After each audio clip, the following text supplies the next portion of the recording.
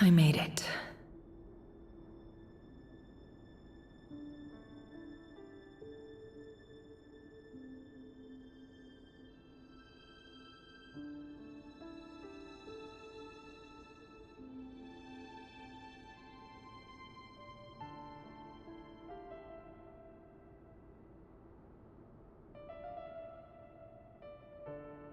I don't recognize this style of architecture. Must be Conrian. Simple furnishings, table and chairs. It's a more ordinary house than I might have expected.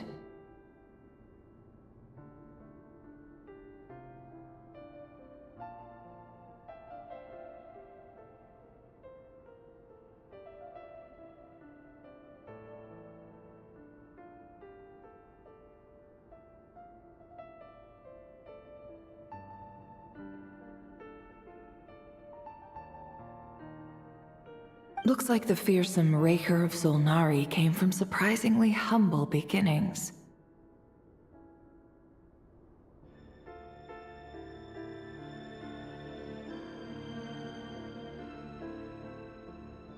Unless this passed for luxury in Conria.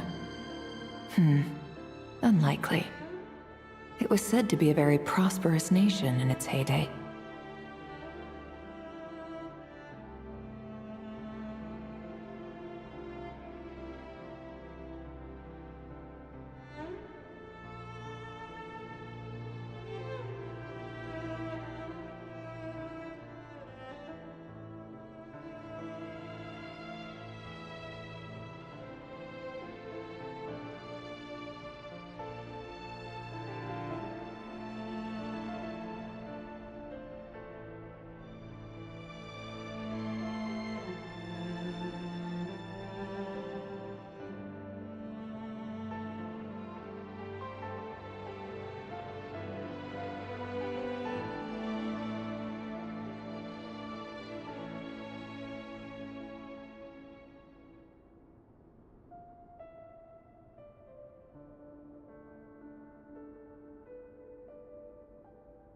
Anyway, I'll keep exploring.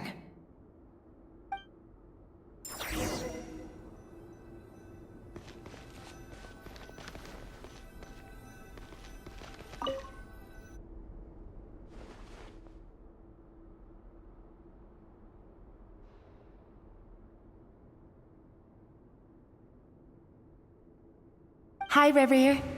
Since you're working extra hours tonight, I thought I'd keep myself busy by checking out that new kebab shop. I've heard good things about their menu. I'll test it out, and if it's as good as everyone's saying, let's go back together sometime. P.S. New stash from the Universitas Magistrorum. I brought some goodies home.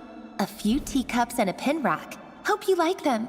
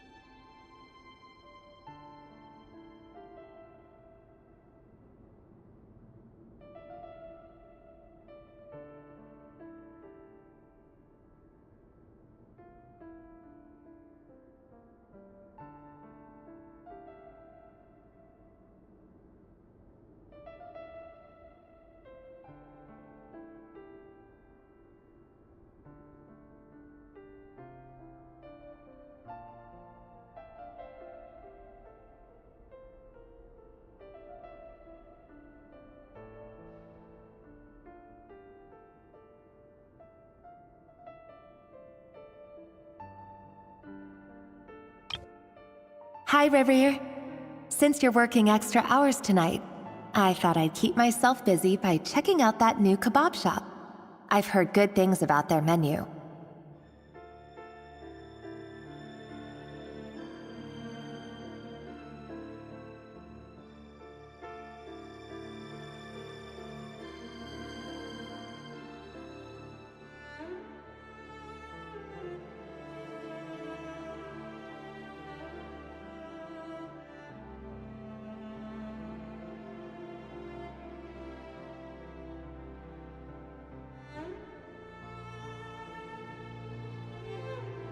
I'll test it out, and if it's as good as everyone's saying, let's go back together sometime.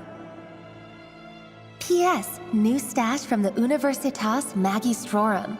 I brought some goodies home. A few teacups and a pin rack. Hope you like them.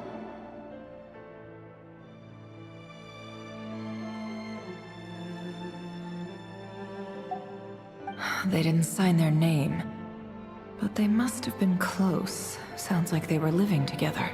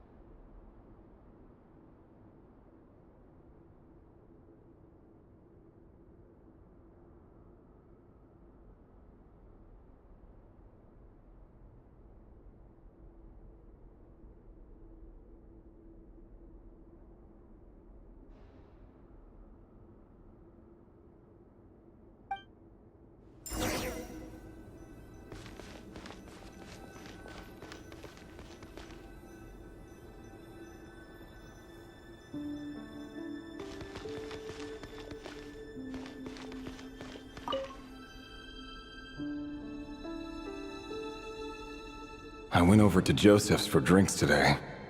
They have a fine collection, but I went alone.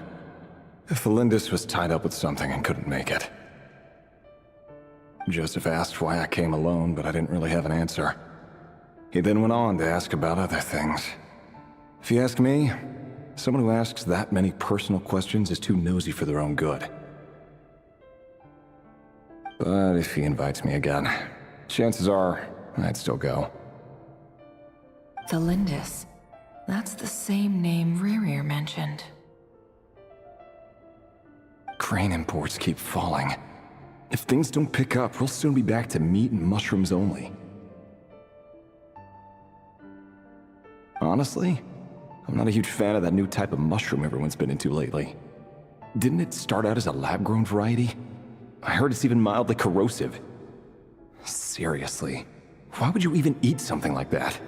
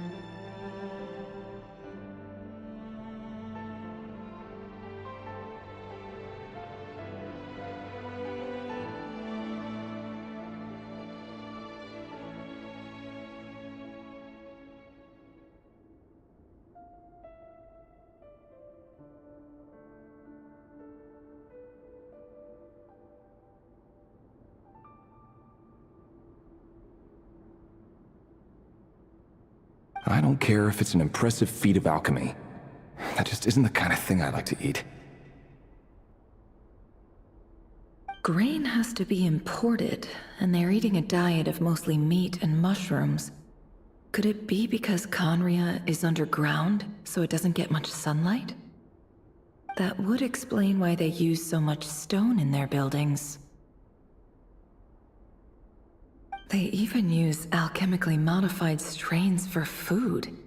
Seems like the people of Conria don't have many options when it comes to dining. I've just about saved up enough now. Time to buy it and keep it somewhere safe.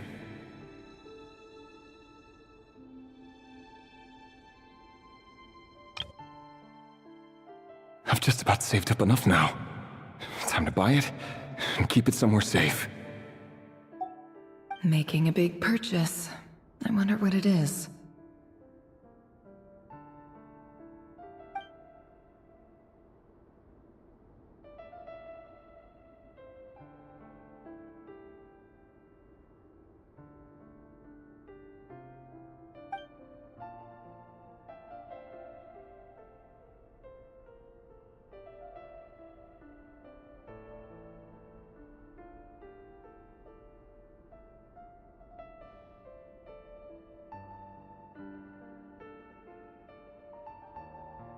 He really is a professional.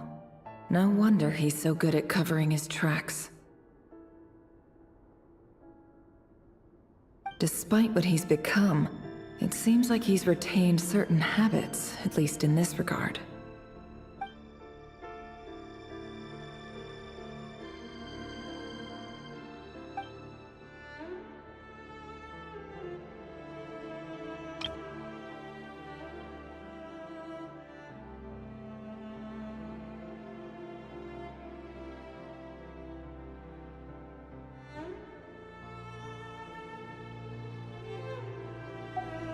Did Rary rip it out himself?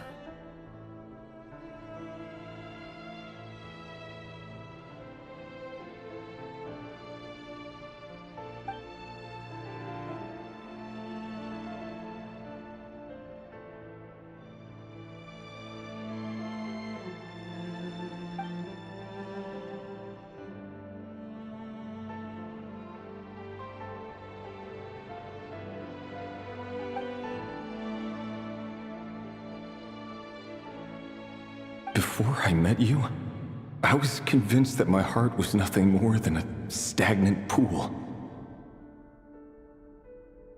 The burial place of a fallen moon. A withered, windless grove where the waters rested forever unrippled. It was you who helped me see that my heart hadn't entirely withered away. That it could still beat to the rhythm of love. This is just trivial sentimentality from the looks of it. Why would he go to the trouble of hiding that? The burial place of a fallen moon.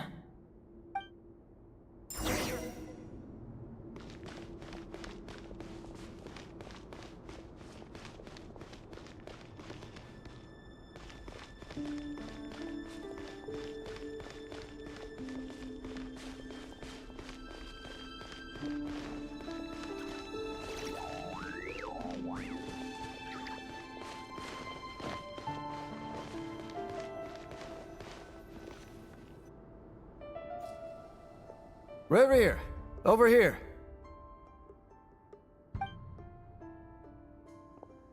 Dane! Oh, and, Vedelfin here? What a surprise to see you here, sir. Hello there, Revere. You need not address me so formally outside of court. He doesn't get that much free time, so I invited him over for a drink. Even the court prophet deserves a break every now and then, right? Well, I'm flattered. So, what are we discussing today? Hey, don't look at me. As far as I see it, we don't need an excuse to have a few drinks. Come on, don't give us that. Didn't you say you were about to pop the big question? How's that coming along? Who'd have thought the great Twilight Sword was an even greater gossip? I just didn't expect you to be the first one to settle down and get married, that's all. Come on, don't... Hey, don't look at me. As far as I see it, we don't need an excuse to have a few drinks. Come on, don't give us that. Didn't you say you were about to pop the big question? How's that coming along?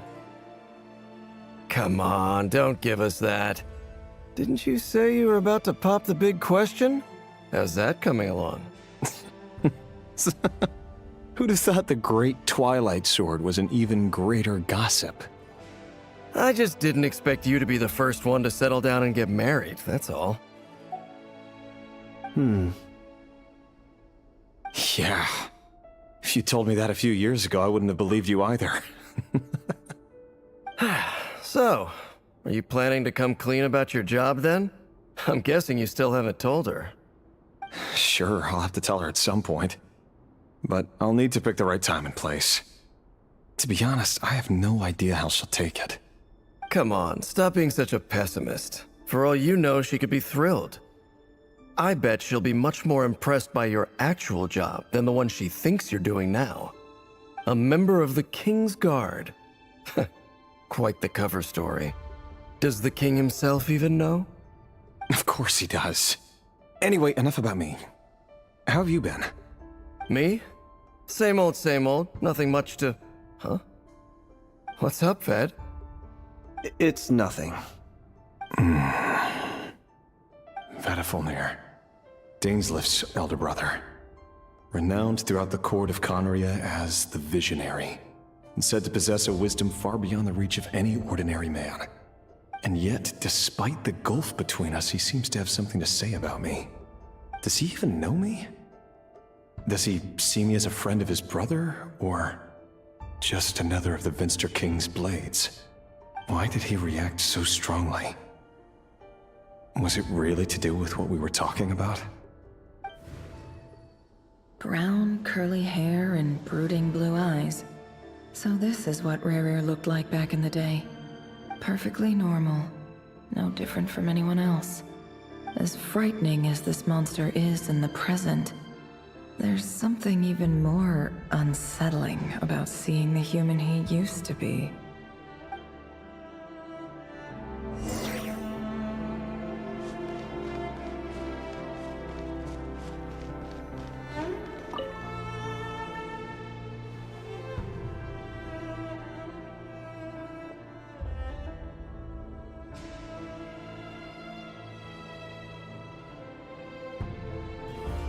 Felindus?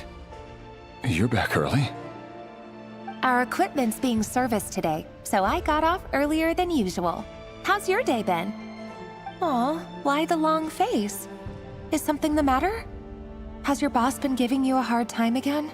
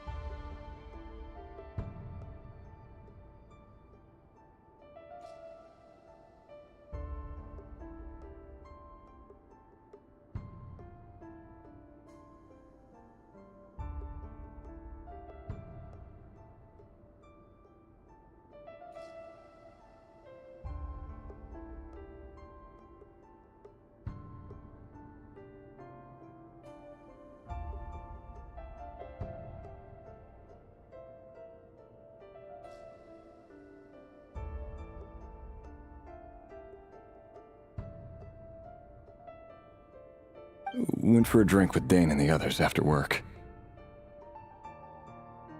Isn't that a good thing?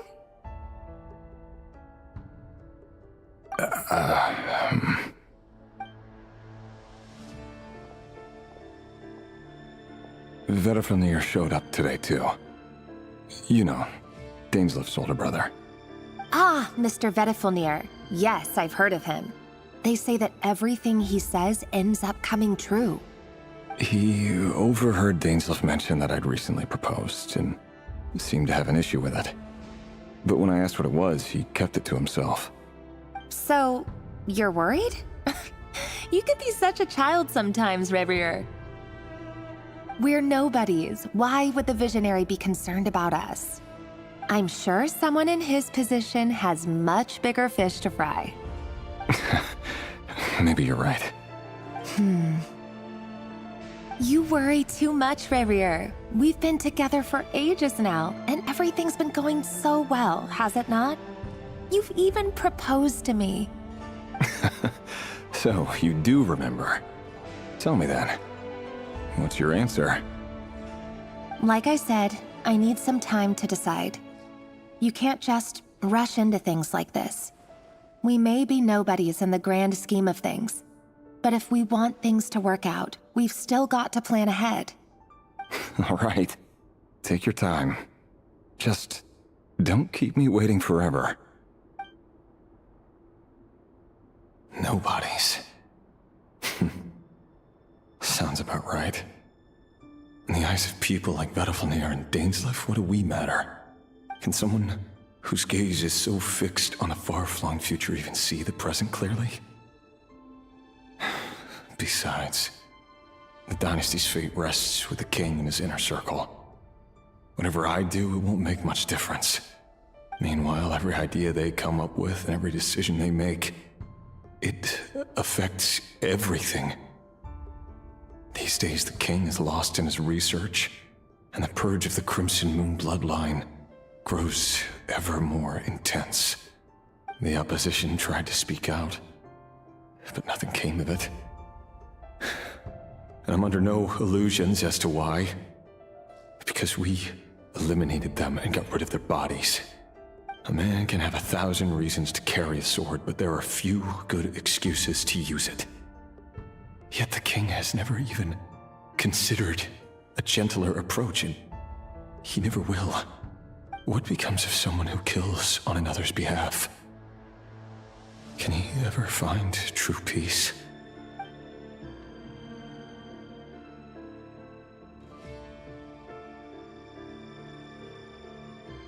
Thelindis?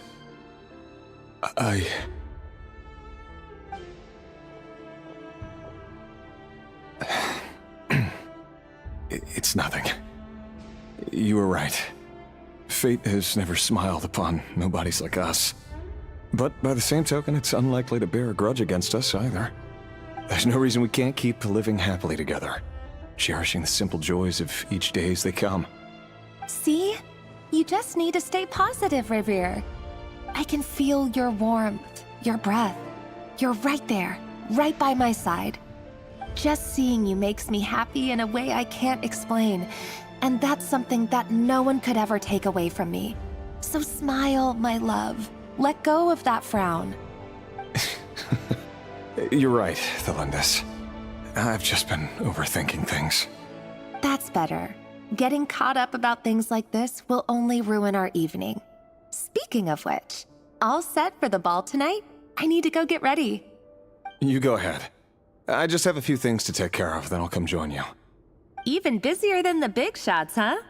Fine, I'll go get started. But don't be late. If you keep me waiting too long, I won't be a happy bunny. Relax. I'll be there. Seriously, though, you drive a hard bargain. You're really gonna leave my proposal hanging and still expect me to take you to the ball? Well, that goes without saying. I already told everyone I'd be coming with a dance partner. Besides, they're two completely different things. Let's take it one thing at a time, all right?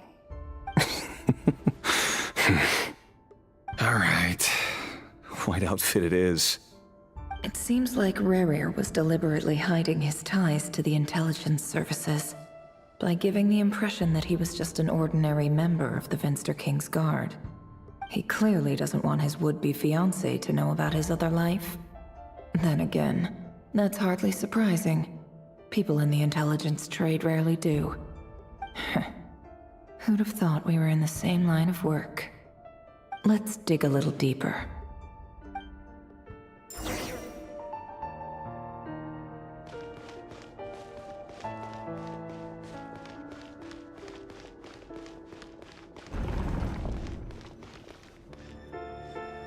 Our last operation was a resounding success, and all thanks to you, Ray here of Solnari.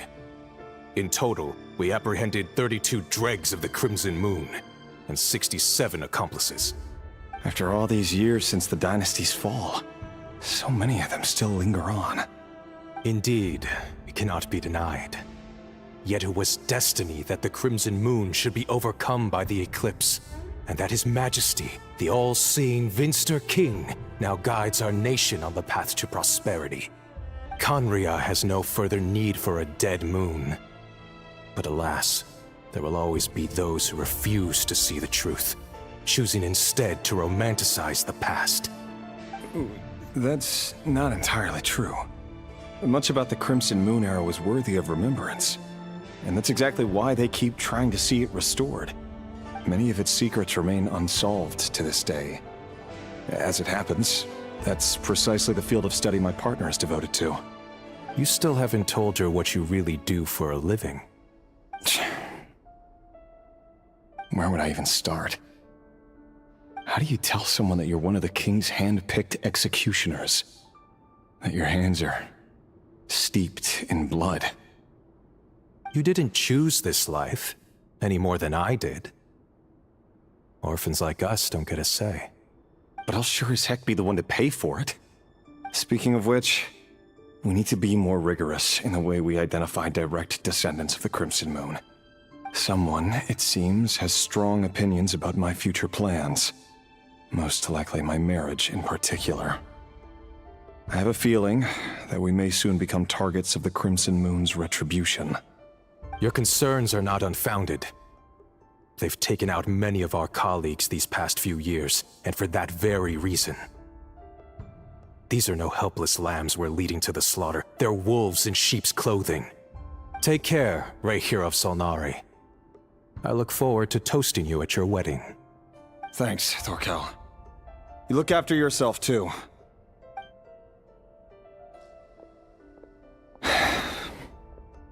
Thelindis, I never wanted to keep this from you. You're the last person I would ever want to lie to. But that's exactly why I can't tell you everything. There are things you shouldn't know. Things you cannot know. The moonlit dynasties are a thing of the past. Yet even now, with the sun shining high in the sky, there are those who would call forth a dead moon's ghost. Could that be why Vedalfnir held back? Or was it because of some court secret he's not at liberty to share? I have to get a clear answer from him. No matter what happens, I will protect Thelindis. Rerir seems to be very concerned by Vedalfnir's reaction. Vedalfnir and Dainsleif, the Visionary and Twilight Sword. So that's what they were really like. I've investigated this whole area now. There doesn't seem to be any other memories here. Should I try somewhere else? Wait a second. What's this black smoke?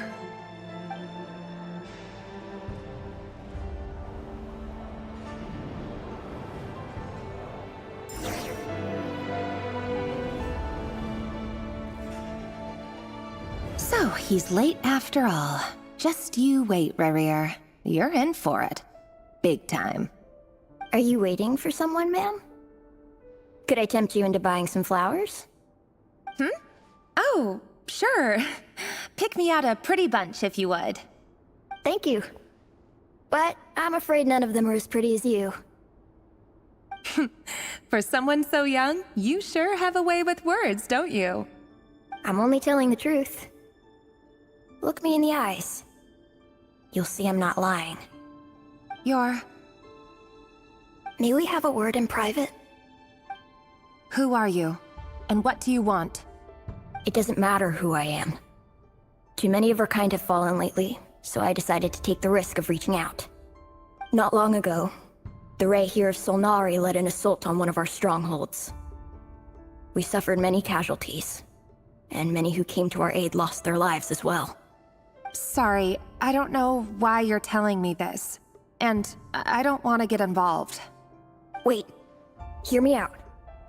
This time we finally got a clear look at his face and learned his true identity. His name is Rarier, and he claims to be one of the King's guards. What did you say? A cruel irony, isn't it?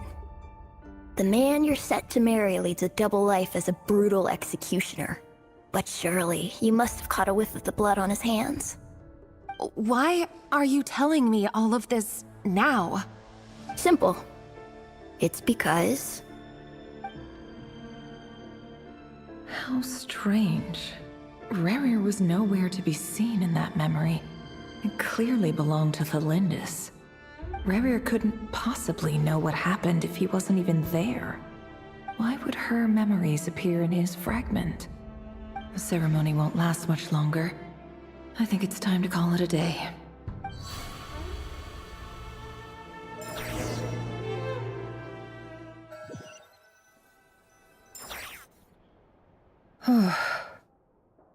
So that was your doing? Did you just pull us inside Rarier's fragment to spy directly on his memories? Any more questions, and I'll have to start charging. I had no idea you could do that, boss! Seriously, that was amazing! We're not worthy. We're not worthy! I gotta admit, though, I'm itching to see what happens next. Feels like we barely scratched the surface. I'm just as curious as you are, but the ceremony only allows for limited time inside. That's all we can see for now. Luckily, we managed to learn quite a lot. So far, so good. I just hope the others are doing okay too. Especially the group with the Traveler. Their mission is a risky one. Let's hope it's all going smoothly. If you're worried about them, go see how they're doing. If I know boss, she's gonna need some time to write up all the details and make sure it's all coherent. I'll stay behind to lend a hand, but feel free to head back and meet up with the others.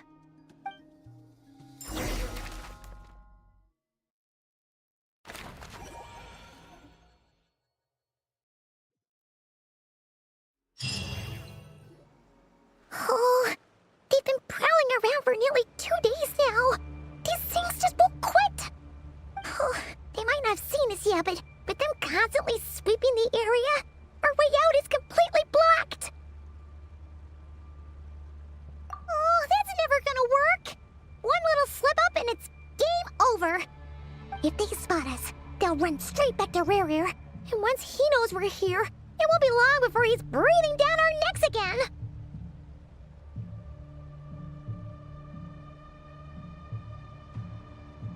Oh, guess you're right. All right, time to zip it.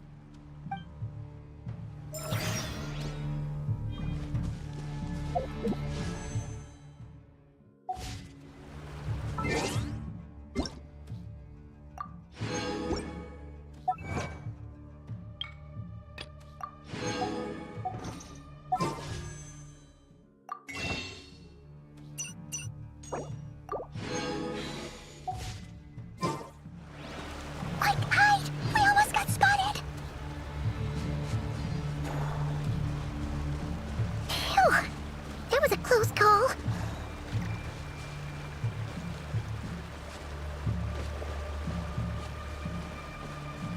Watch out! They're coming this way!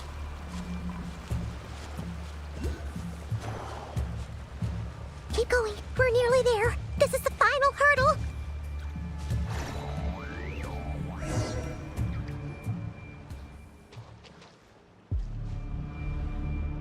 Oh! There's no end to these things!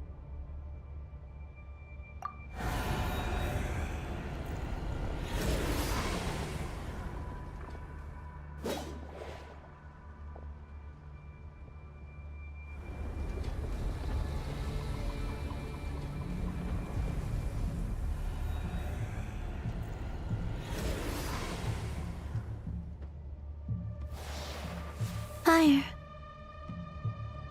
Fire? Wait, what's that smell?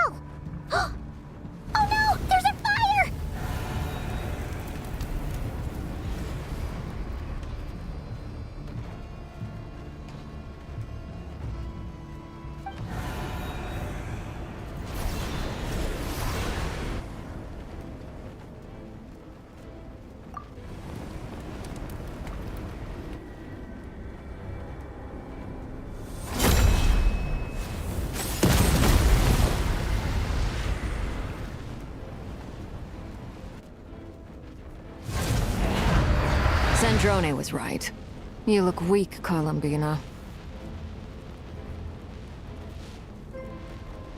The old you would never have let such lowly creatures bar your way. Word has it that you did something for the Tsaritsa, and that's why you've lost most of your power. Freedom comes at a heavy price, doesn't it? It's Arlecchino! You came! Hello again, Columbina. And greetings, guests of the House of the Hearth. It's been a while, Arlecchino.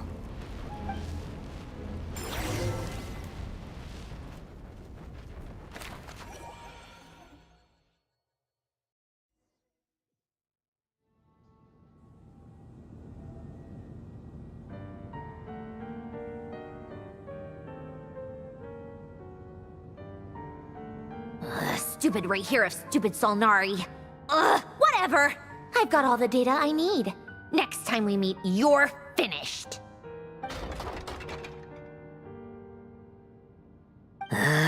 He sure doesn't pull his punches. Excuse me, do you need a hand? You can do me a favor by staying out of my way. Can't you see I'm busy? Wait a minute. I recognize that voice. Hello, Miss Sandrone. Father sent us over to help. How considerate of her. Hey, Fremine, get over here and help me fix this. Lenny, you do your thing. Just keep your sister away from my machines. Nearly every machine that cat girl touches ends up going haywire. Go put her on cleaning duty or something.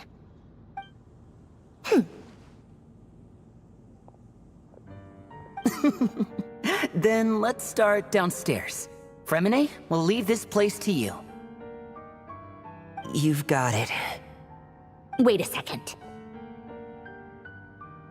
Pretty sure there's still some tea in the cupboard. If you want some, you'll have to make it yourselves.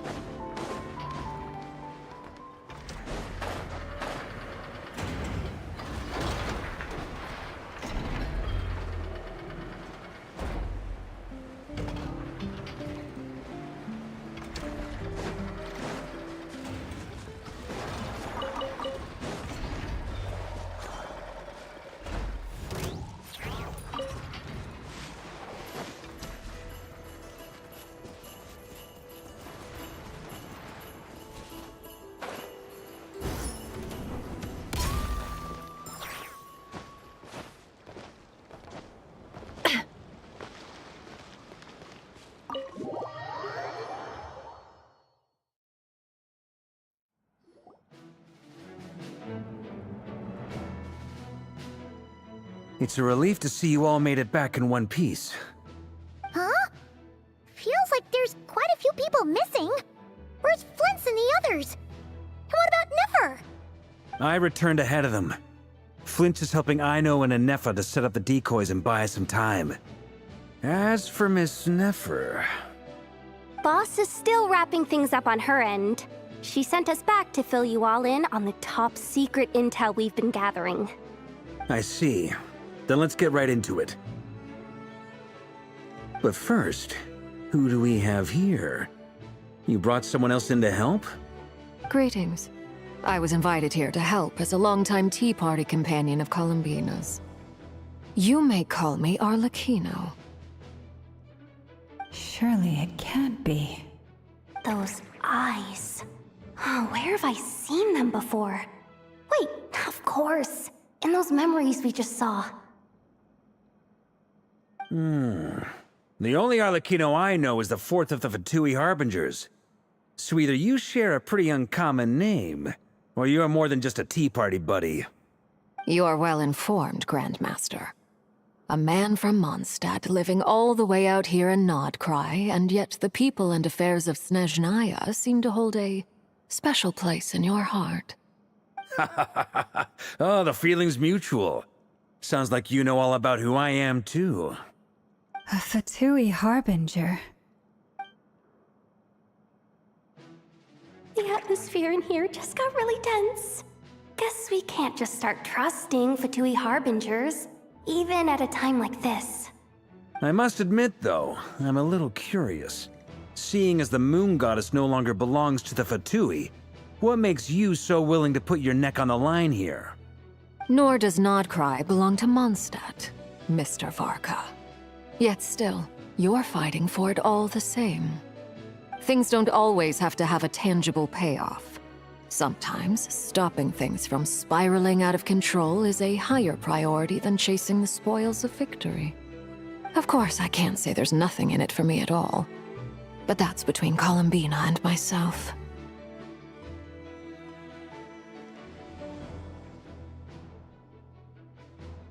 Forgive me. I don't mean to doubt you. It's just that the Fatui really have been the source of many of our troubles. We have our own way of doing things here in Nodcry. But ever since they arrived, the Fatui have treated us with nothing but hostility. I know there's been a lot of bad blood between us in the past. I've done my utmost to avoid friction whenever I could. But sometimes fundamental conflicts of interest simply can't be settled amicably. That's why I'm here solely in a personal capacity. This has nothing to do with the Fatui. As a gesture of good faith, I'll be frank. I can help Columbina track down the iridescent moon's marrow, which will help her restore more of her power. Anyway, what else is on the agenda? Let's begin. She says she'll be frank, then completely skips over the details. Looks like she doesn't want to give away too many secrets after all. But she clearly wants to change the subject. It'd be awkward if I tried to bring it up again now. I guess we'll just have to go along with it. She's the fourth of the Fatui Harbingers after all. One look and you can tell she's not someone you'd want to mess with.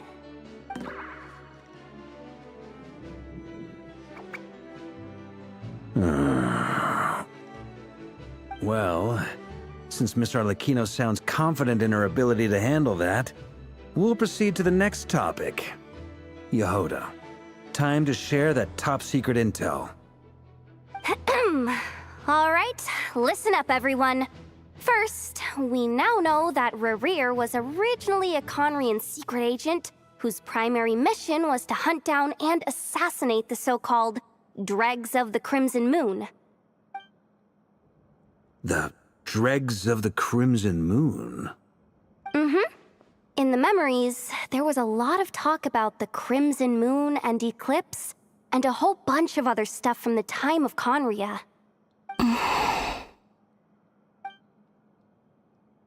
To my knowledge, those were the names of two different Conrian dynasties.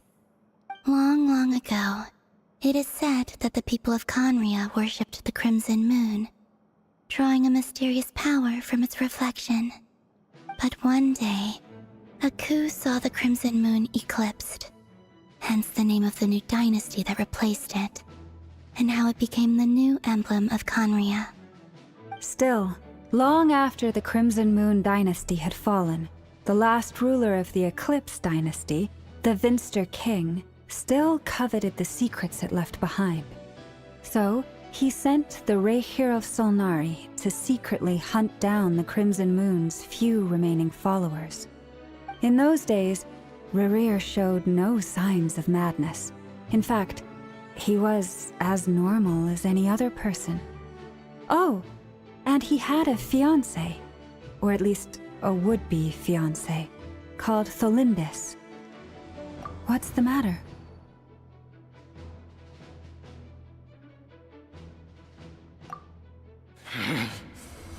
Verfnir, Rheindaughter, Flinders, Flinders. Interesting. Anything else? What about this would-be fiancé of his? Do we know anything about her? Well, she was a researcher at the Universitas Magistrorum. but it felt like she was hiding some kind of secret. Oh, and one more thing.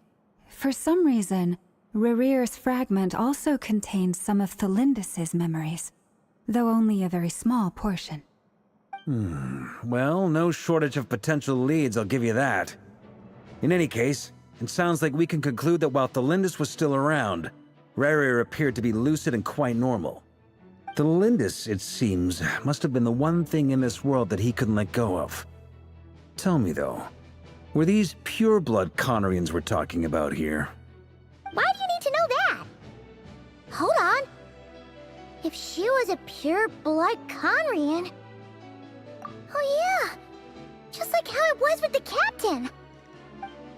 If we could somehow find her, do you think there's any chance Rerear might regain some of his sanity? It's possible, but it would take a miracle. We can't pin all our hopes on that. That merchant who Nefer knows, Dori Sangama Bay. Maybe we could hire her to look into it. All right then. Let's keep working in our separate teams. Traveler, Paimon, Kutar, and Miss Arlecchino will go look for the iridescent moon's marrow. As for the others... On the way over here, I noticed that the Wild Hunt monsters had grown even more frenzied in their search for Kutar. At this rate, the people living here will be in grave danger too. So I'm thinking of gathering together some of our followers to go wipe them out. I'll head back to the curatorium and meet up with the boss. Feels good knowing we've all got something to be getting on with. Given that the Wild Hunt has been a lot more active lately, the Lightkeepers have likely begun their own operations too. If that is the case, someone will need to pass the news on to Flint's. I'll hold the fort for now, then discuss our next move with Flint's, Aino, and Anefa when they get back. All right then. Well, the clock's ticking. If that's everything, we'll be on our way. We'd better get moving too. We'll try to buy you as much time as we can. Relax. Just do your thing. Now, I decided to call in some backup since things are getting so hairy. Our reinforcements should be here any minute now. Stay safe, everyone. Dismissed.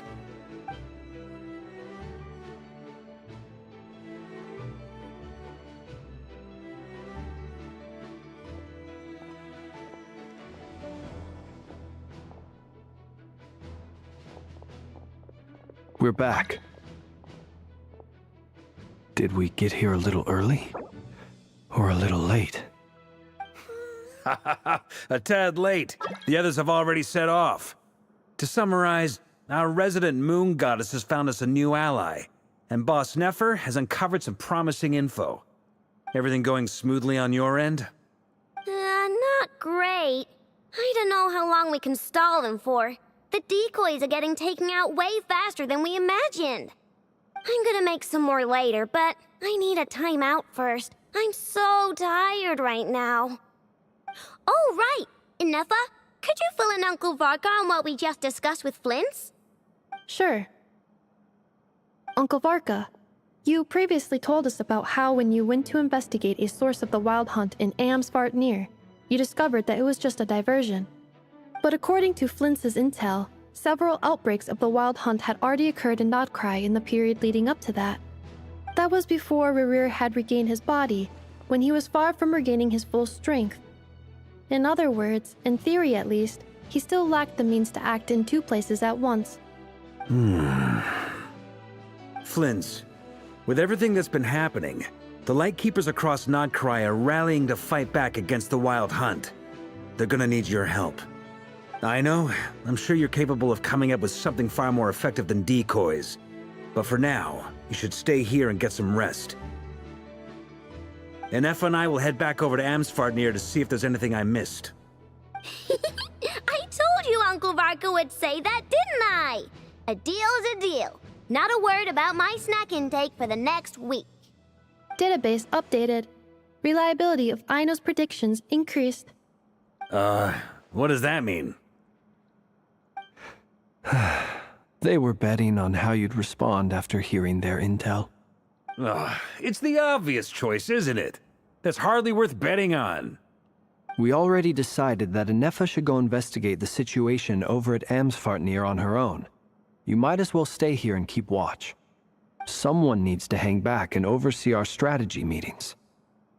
And besides, you still haven't fully recovered from ambushing Rerir. So I've ended up with the easiest assignment.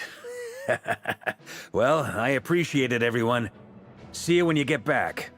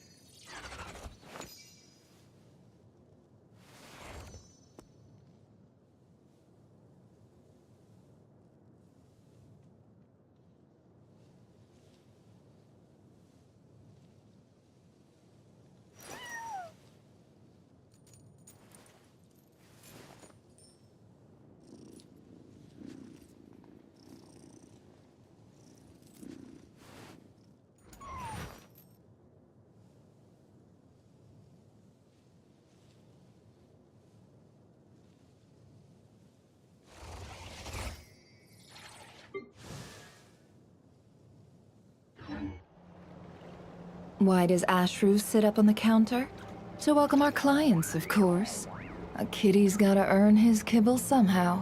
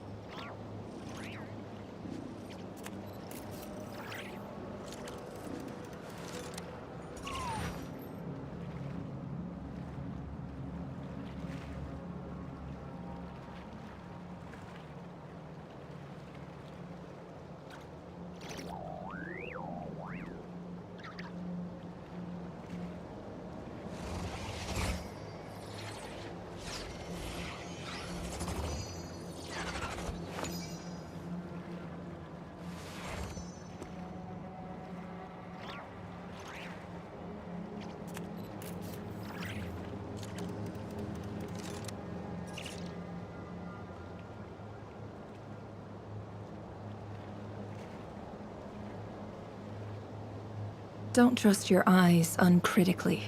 People only see what they want to, so don't be your own fool.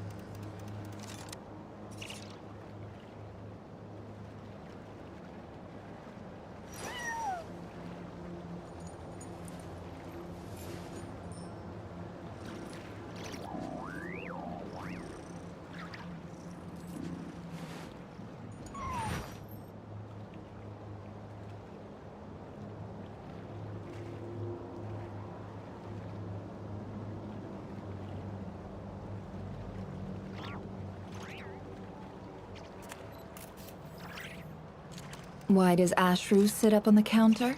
To welcome our clients, of course. A kitty's gotta earn his kibble somehow.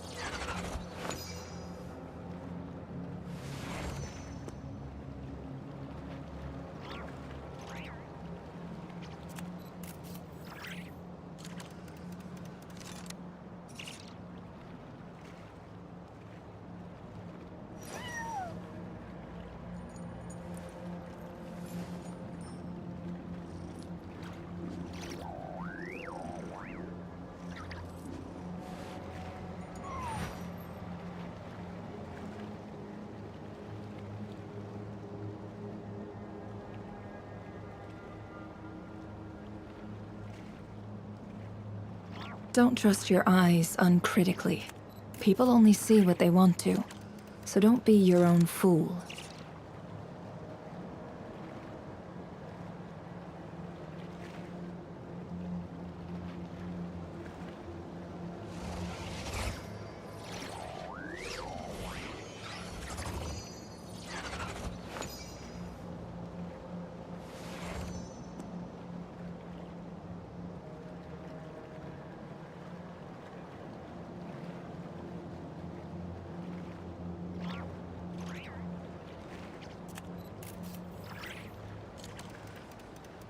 Emotions are like a raging torrent that surges through the mind. More often than not, if you try to hold them back, you'll be swept away by their unstoppable force. And if you try to ignore them entirely, you'll end up tearing yourself to pieces.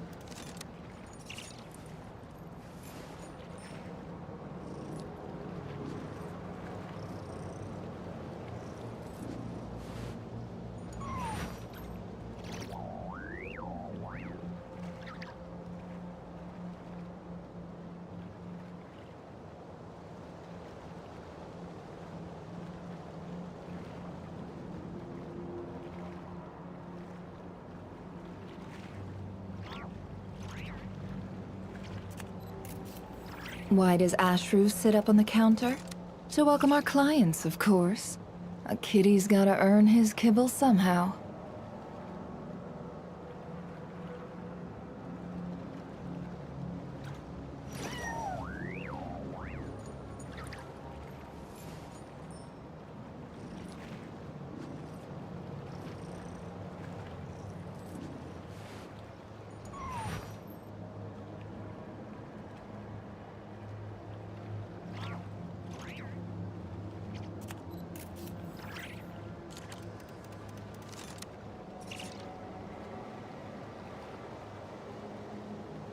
Emotions are like a raging torrent that surges through the mind.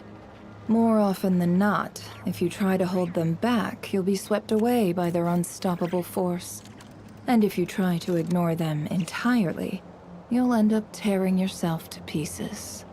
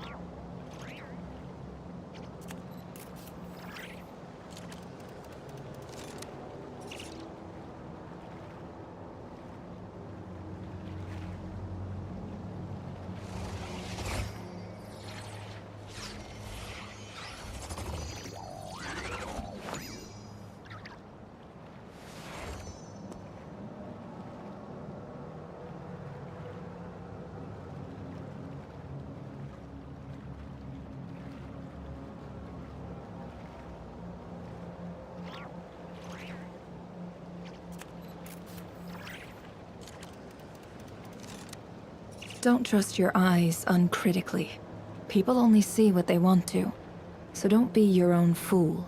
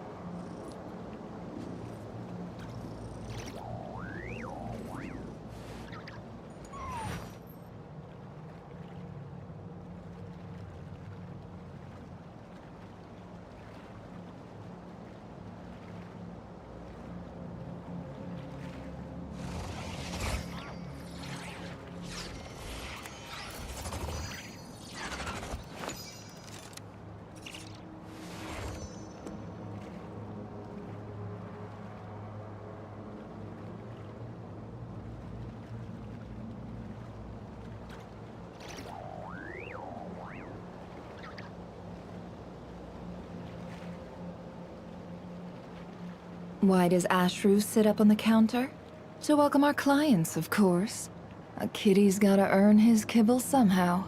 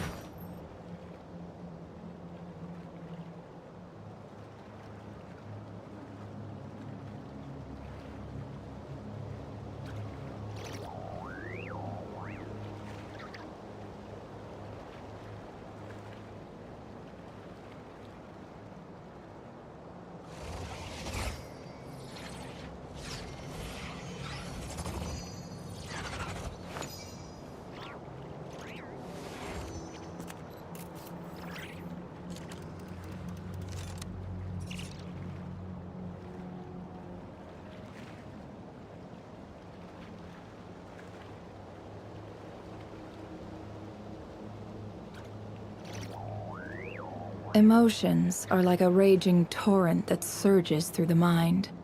More often than not, if you try to hold them back, you'll be swept away by their unstoppable force. And if you try to ignore them entirely, you'll end up tearing yourself to pieces.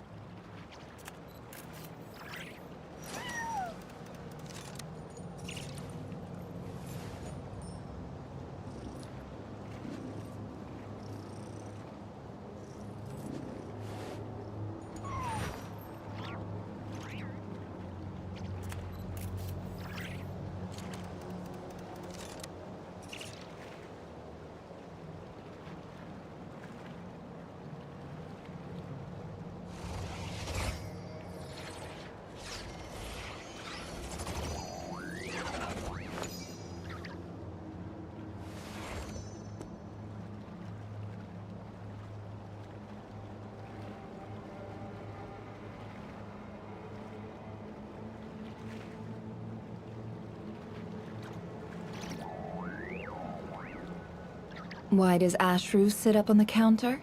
To welcome our clients, of course. A kitty's gotta earn his kibble somehow.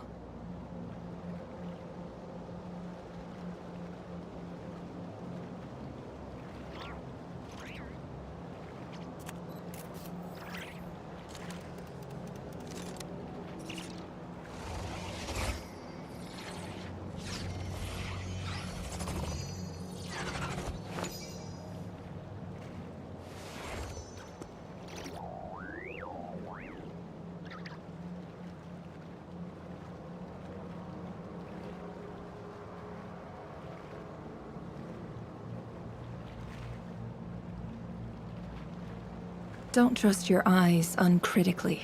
People only see what they want to, so don't be your own fool.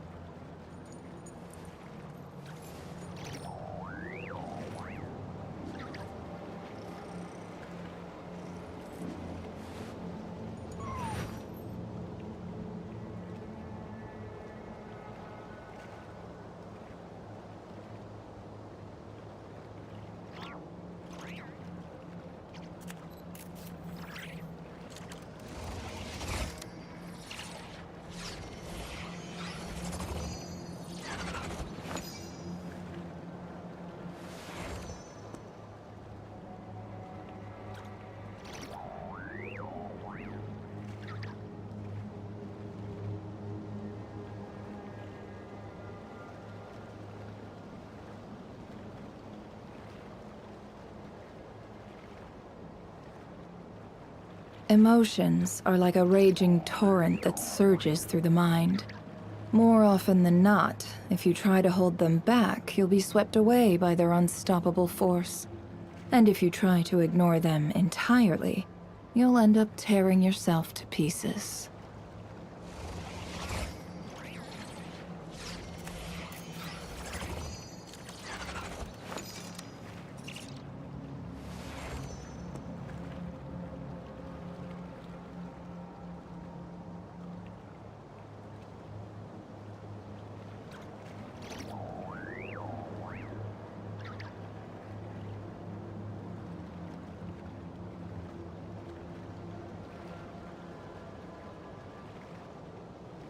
Don't trust your eyes uncritically. People only see what they want to, so don't be your own fool.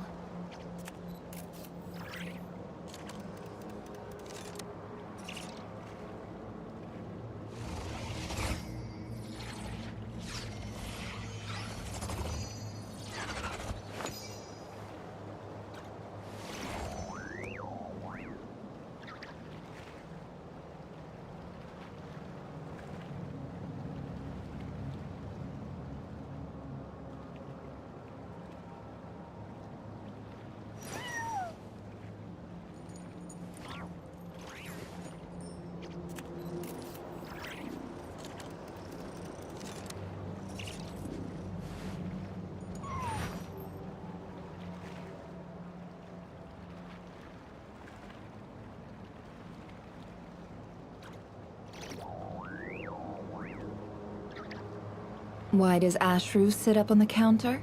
To welcome our clients, of course. A kitty's gotta earn his kibble somehow.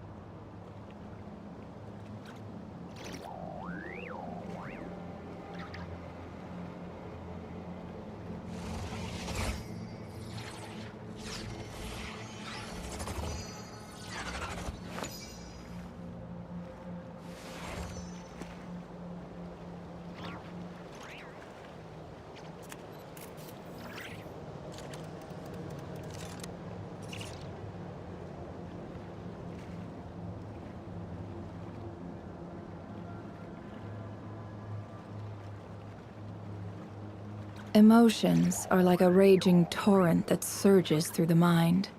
More often than not, if you try to hold them back, you'll be swept away by their unstoppable force. And if you try to ignore them entirely, you'll end up tearing yourself to pieces.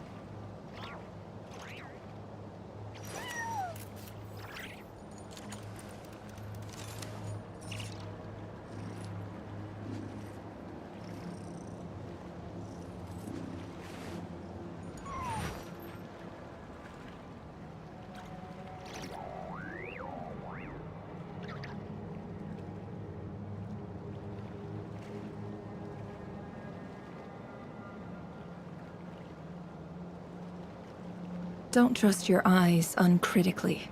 People only see what they want to, so don't be your own fool.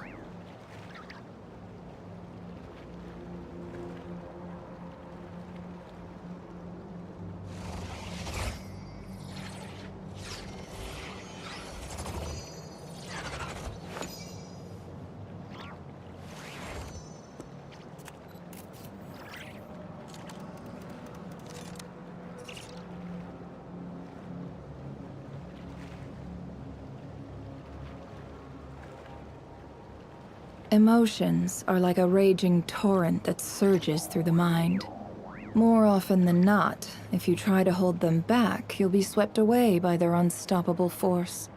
And if you try to ignore them entirely, you'll end up tearing yourself to pieces.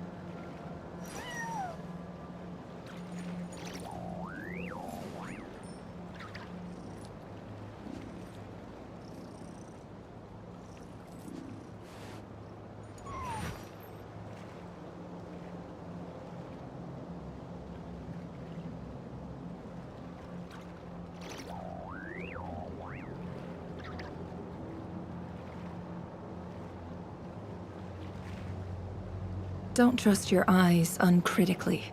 People only see what they want to, so don't be your own fool.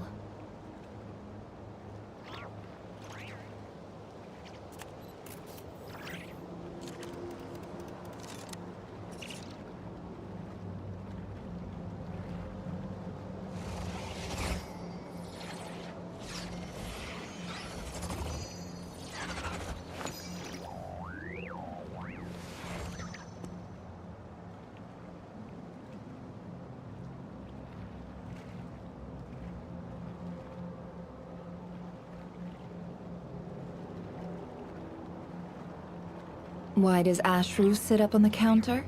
To welcome our clients, of course. A kitty's gotta earn his kibble somehow.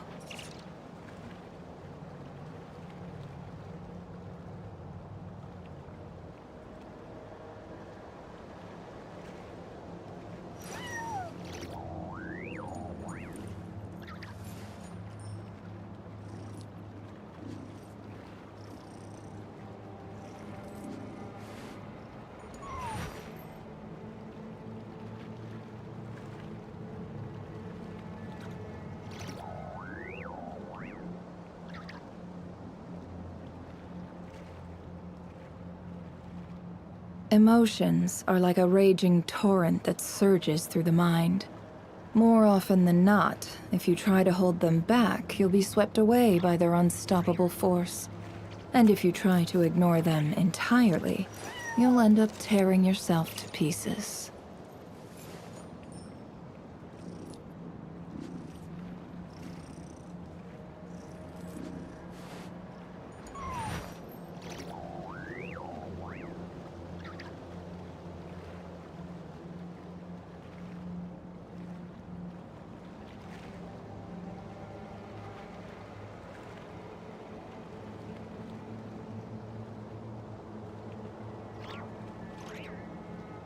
Don't trust your eyes uncritically.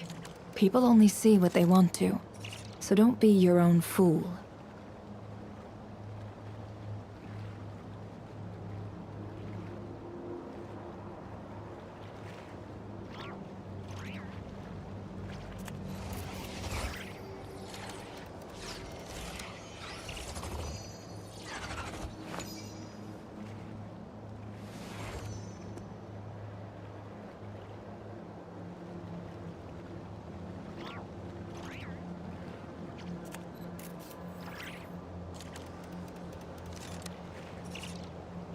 Why does Ashru sit up on the counter? To welcome our clients, of course. A kitty's gotta earn his kibble somehow.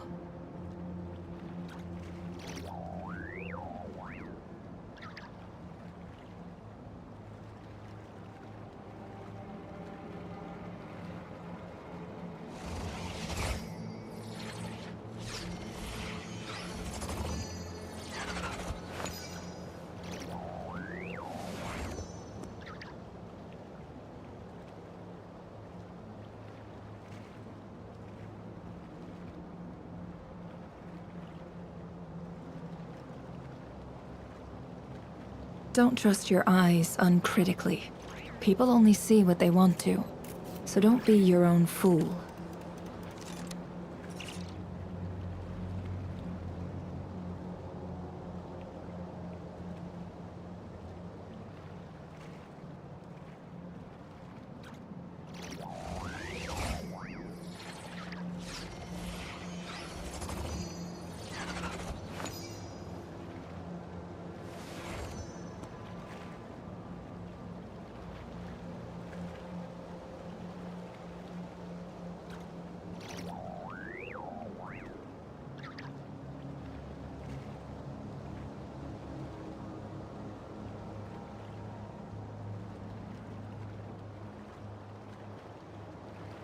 Why does Ashru sit up on the counter? To welcome our clients, of course. A kitty's gotta earn his kibble somehow.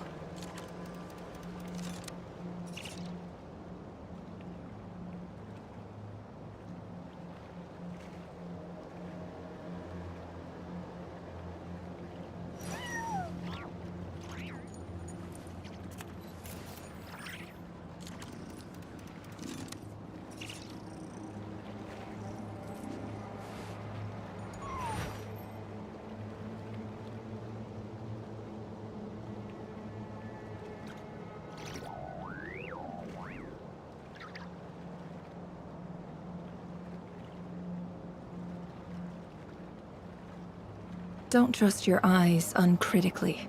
People only see what they want to, so don't be your own fool.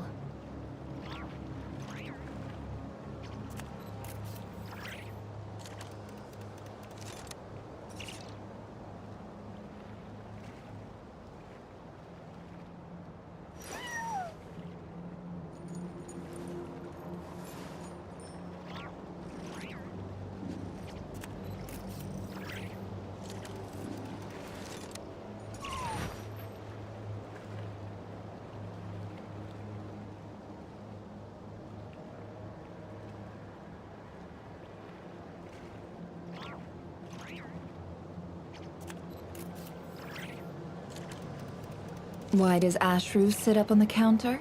To welcome our clients, of course. A kitty's gotta earn his kibble somehow.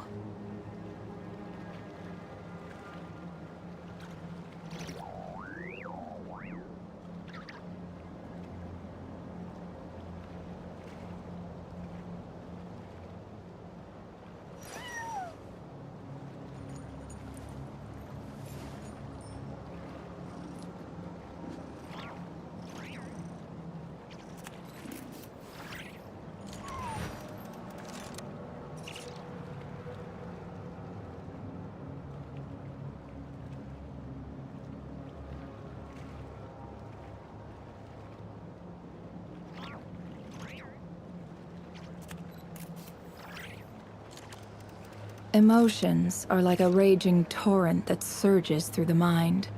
More often than not, if you try to hold them back, you'll be swept away by their unstoppable force. And if you try to ignore them entirely, you'll end up tearing yourself to pieces.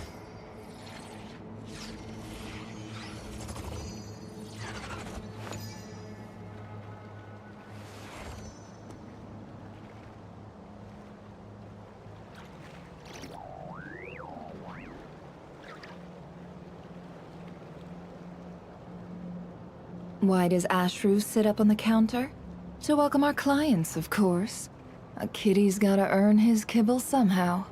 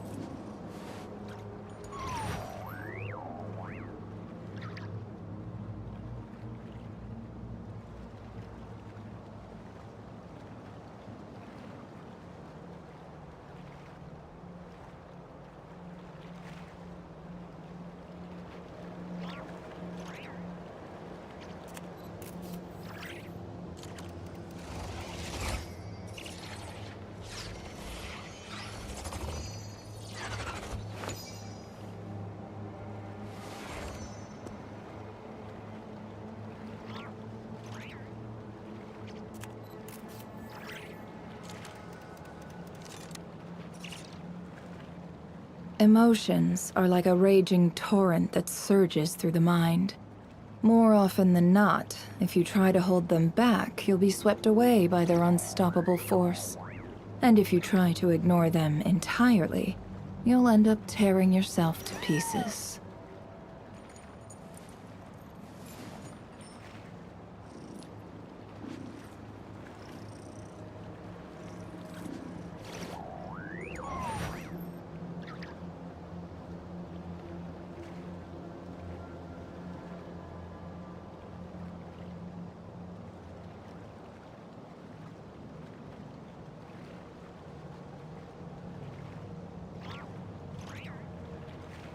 Don't trust your eyes uncritically.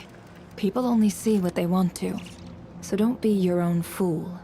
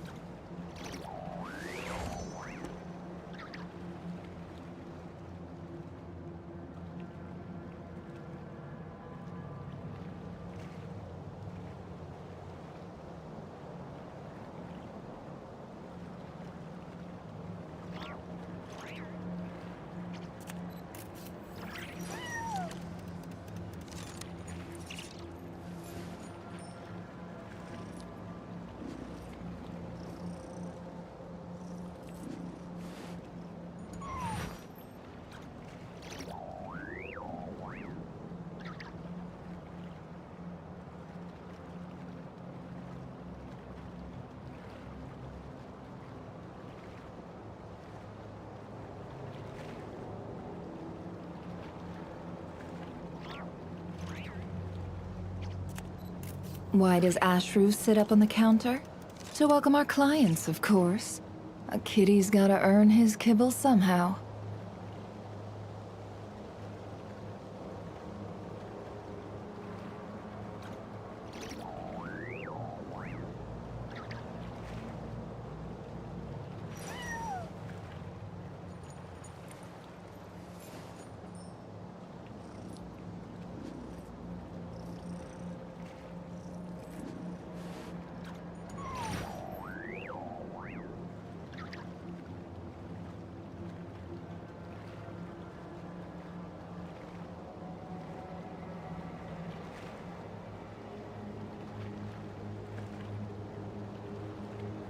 Emotions are like a raging torrent that surges through the mind.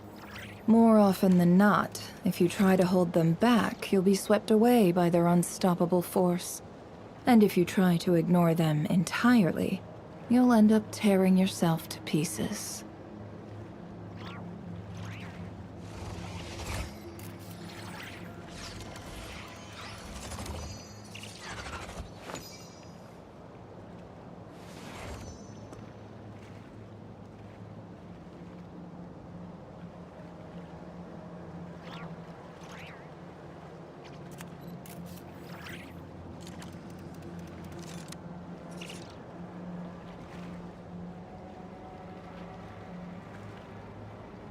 Don't trust your eyes uncritically.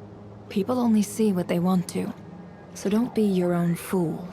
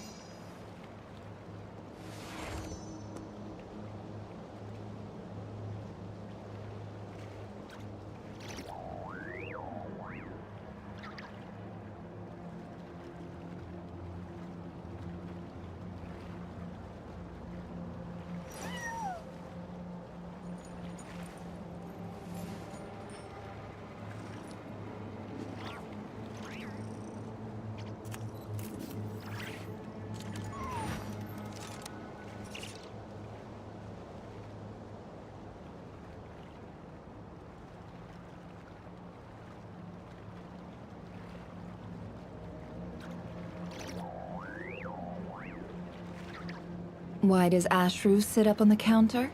To welcome our clients, of course. A kitty's gotta earn his kibble somehow.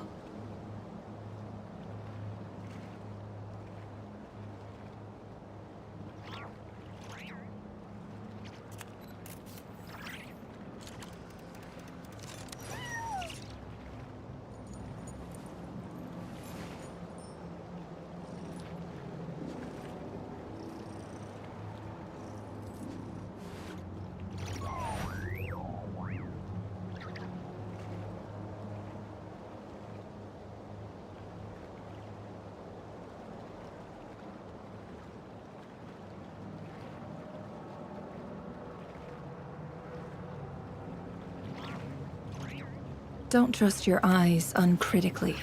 People only see what they want to, so don't be your own fool.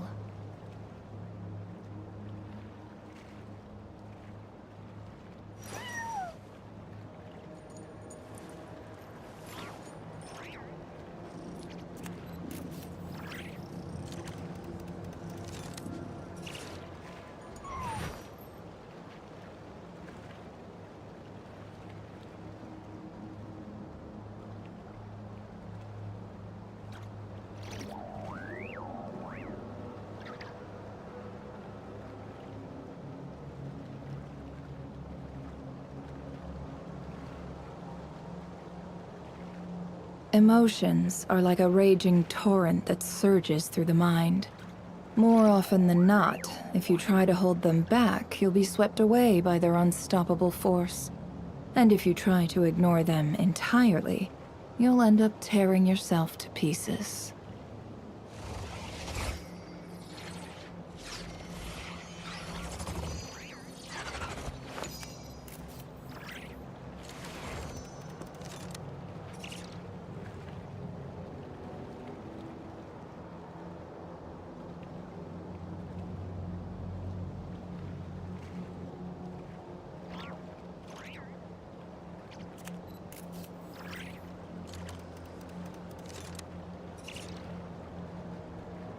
Why does Ashru sit up on the counter?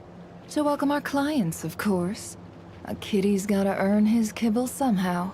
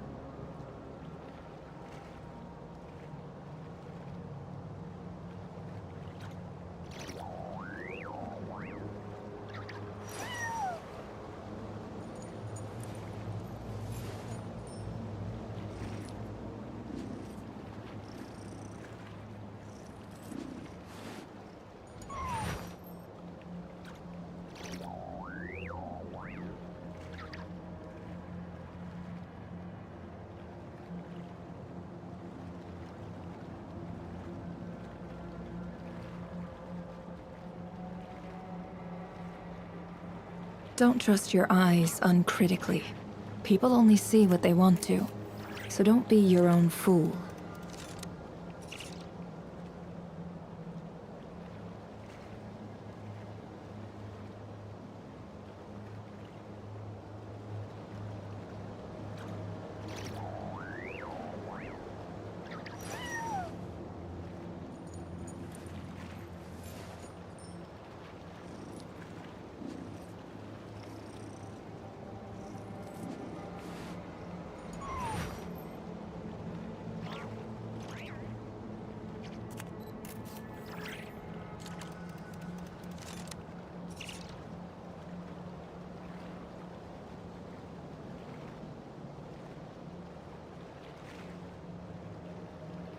Why does Ashru sit up on the counter? To welcome our clients, of course. A kitty's gotta earn his kibble somehow.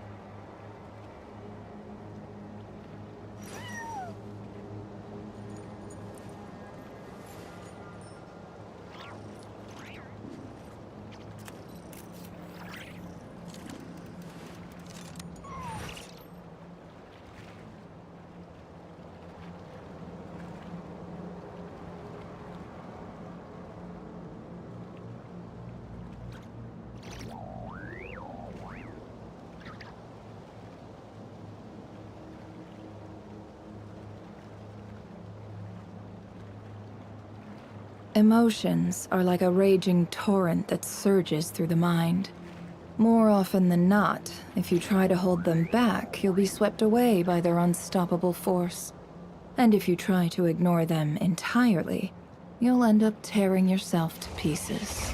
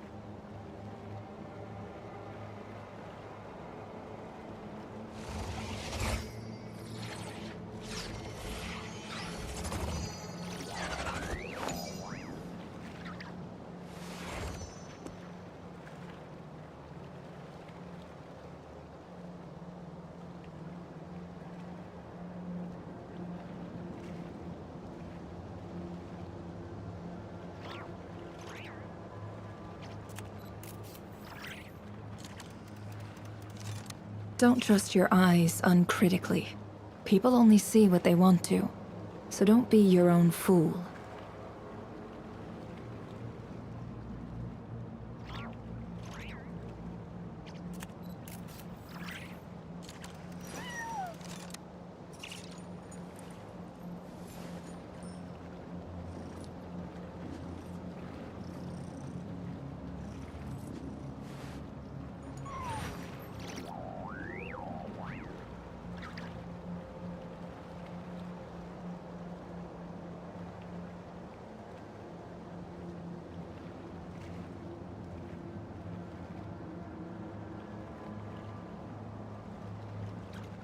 Why does Ashru sit up on the counter?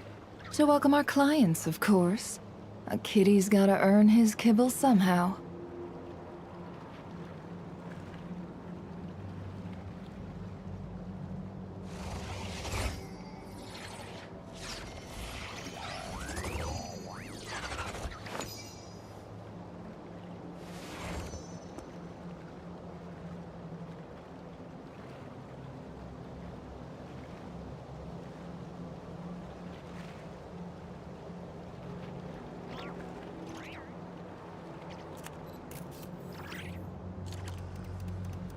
Emotions are like a raging torrent that surges through the mind. More often than not, if you try to hold them back, you'll be swept away by their unstoppable force. And if you try to ignore them entirely, you'll end up tearing yourself to pieces.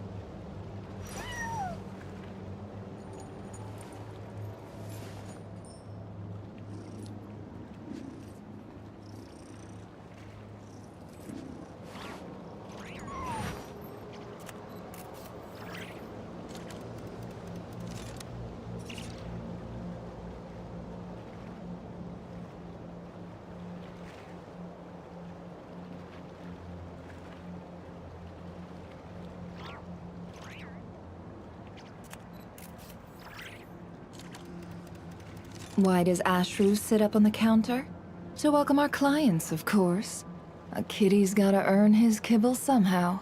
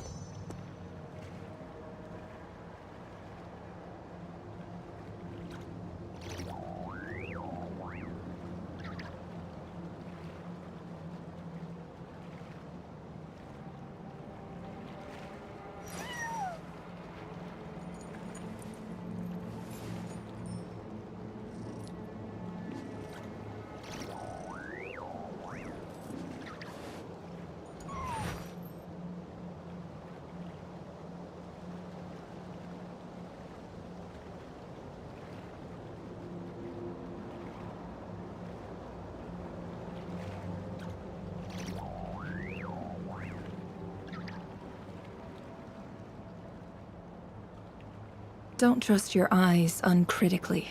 People only see what they want to, so don't be your own fool.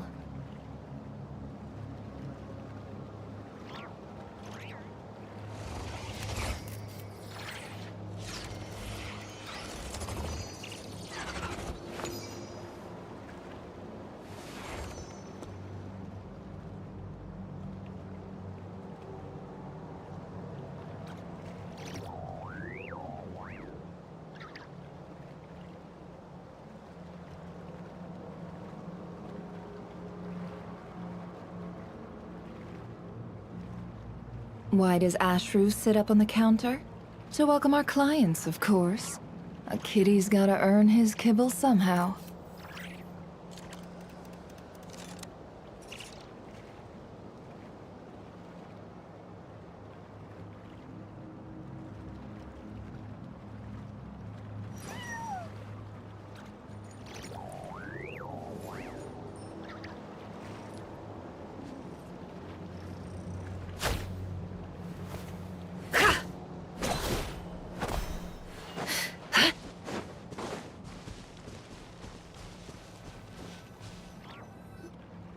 Here, this will serve as a good spot to cross over.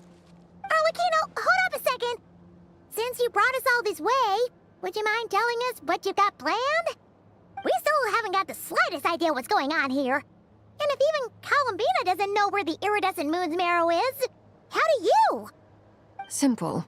Because I am an inheritor of the royal bloodline of the Crimson Moon, and one of the last surviving embers of the Two Worlds' flames.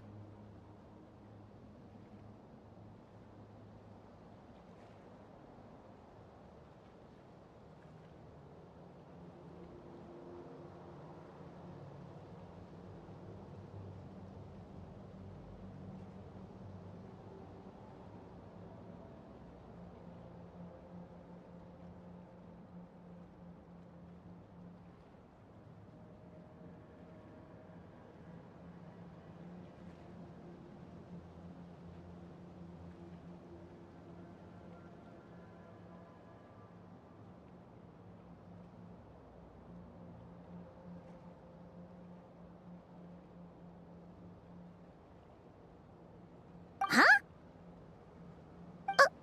Are you serious? Isn't you're a descendant of that Crimson Moon dynasty we were just talking about?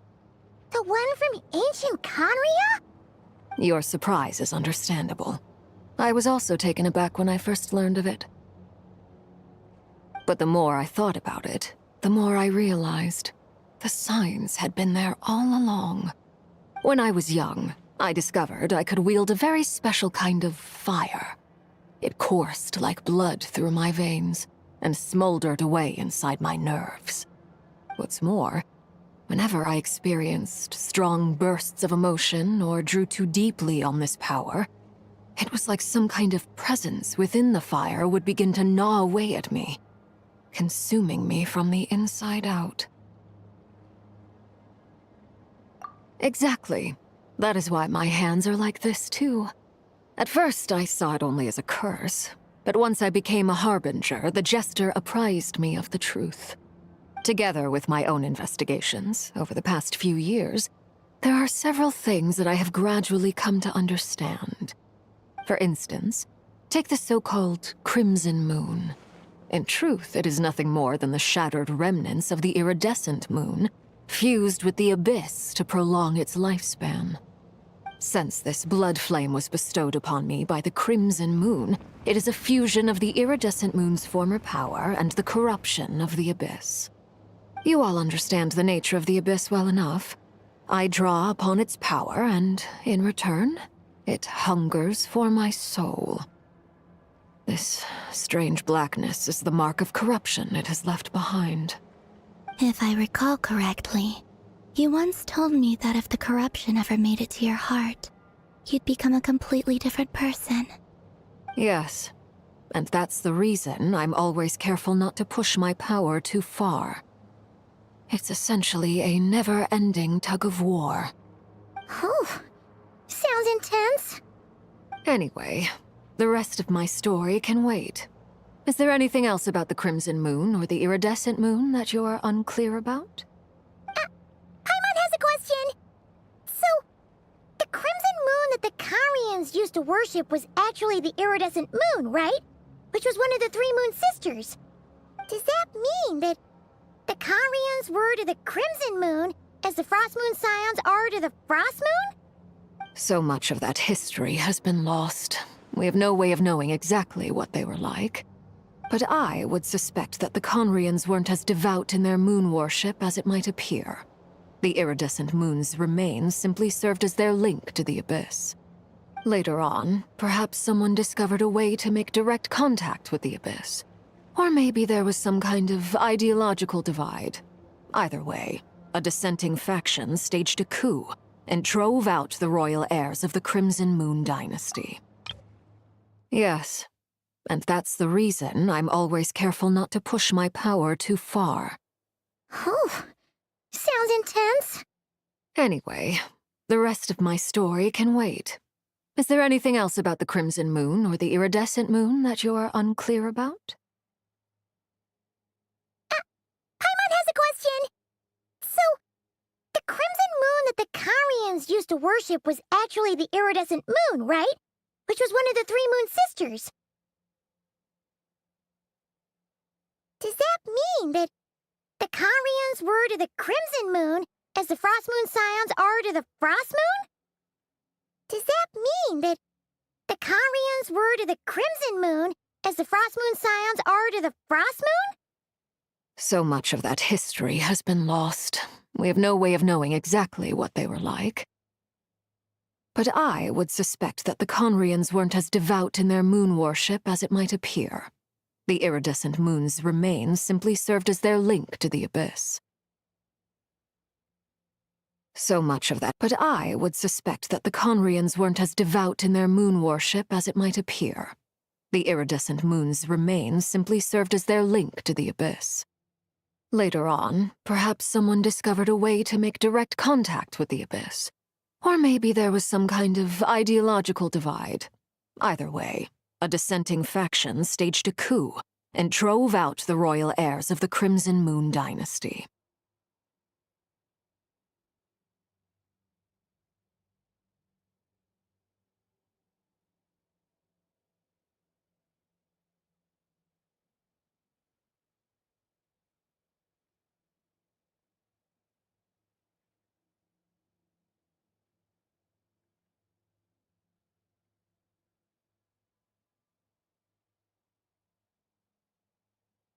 Later on, perhaps someone discovered a way to make direct contact with the Abyss. Or maybe there was some kind of ideological divide. Either way, a dissenting faction staged a coup and drove out the royal heirs of the Crimson Moon dynasty. Still, even with the dark sun looming high overhead, the Crimson Moon's glow never truly faded. If you want living proof, it's standing right before you. Later on, perhaps someone discovered a way to make direct contact with the Abyss. Or maybe there was some kind of ideological divide. Either way, a dissenting faction staged a coup and drove out the royal heirs of the Crimson Moon dynasty. Still, even with the dark sun looming high overhead, the Crimson Moon's glow never truly faded. If you want living proof, it's standing right before you. The first time we met, I sensed something familiar in your presence. When I looked at you, I felt I could see that mysterious red moon in the corner of my eye. In your flames, I saw its broken image, surrounded by a strange black aura. Well, I appreciate that you kept it to yourself. Much about the Crimson Moon is still a mystery, and I'd prefer not to end up as the object of an insane research project. Anyway, time is against us here, so if there's any other questions, they'll have to wait. I just want to make sure I've got one thing straight. In her letter, Sandrone mentioned that since you are unable to contain the iridescent moon's marrow yourself, you intend to leave it in my custody, correct? That's right. For now, it's the only way I can pay you back for your help. The iridescent moon is already part of who you are, so with its marrow in your possession, you'll be even more powerful than before. Deal. Then let's get started. Get what started? What does this place have to do with the Crimson Moon? When I first became a Harbinger, the Jester gave me a book called Paranhari, also known as Leobranto Innamorato. You should be able to buy a copy next time you're in Fontaine. It's a love story set in the Crimson Moon era, but setting aside the tangled romances of its characters, it also records a few interesting details. In the Crimson Moon era, or so the story goes, there was an orphanage that received children from beyond the bounds of this world, and subjected them to a peculiar induction ceremony. Beyond the bounds of this world? For real? And what kind of induction ceremony? The Crimson Moon sages looked beyond this world for beings with powers that surpassed the gods. But fearing they might lose control, they subjected these children to a process of refinement. They made these children crawl up a fireplace and kept asking them, "Have you died? Did you see it?" Until they finally admitted to having died and seen a crimson moon. The adults embraced the children who passed the ritual, telling them, "Within the fireplace, you have traversed the flames between two worlds. Here and now, you are born anew." The book leaves much unsaid, but I suspect that this was their way of branding the children they had enrolled, leaving an indelible mark upon them so that they would forever live in the Crimson Moon's light. That explains why I can't sense the Crimson Moon's marrow in this world. It makes sense that it would be sealed in a special space that can only be accessed temporarily through some kind of ritual. But there's no fireplace here! Do you see a chimney anywhere? Oh, are we supposed to build it ourselves? Okay, fine. Paimon will go find some bricks. That won't be necessary. The fireplace is purely symbolic. The key to the ritual is crossing the flames between two worlds. In other words, the flames that burn within me. Those burned away by such flames leave behind a kind of ghostly afterimage in the world. In the days of Conria, people believed they could be used to bridge the gap between the two worlds of life and death. In short, I can open a passage to that space for you. That's the easy part. The catch is I'll need to stay on this side to keep the passage open, so I won't be able to come with you. Once you're inside, you'll have to find your own way. Very well. Then I'll open it up. Traveler, spare me a little more moonlight if you would. I may need it.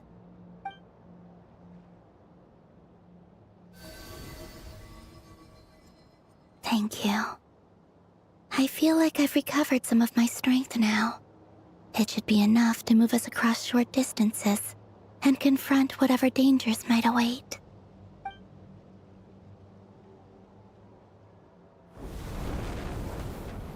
Mistress of the seven hues of ages past, great mother of the present, crimson-clad sovereign of the two realms, by fire severed, by fire renewed, I offer myself now and beseech your descent.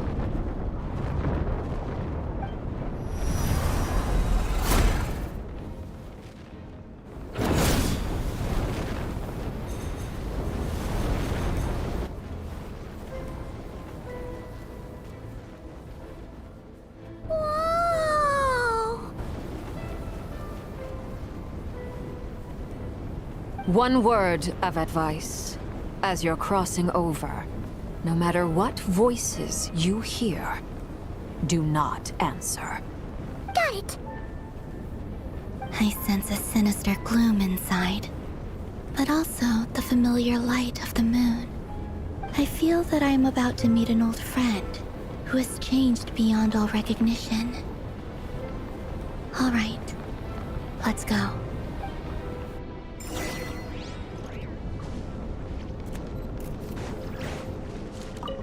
Seismic changes often begin with small windows of opportunity. This could be your window.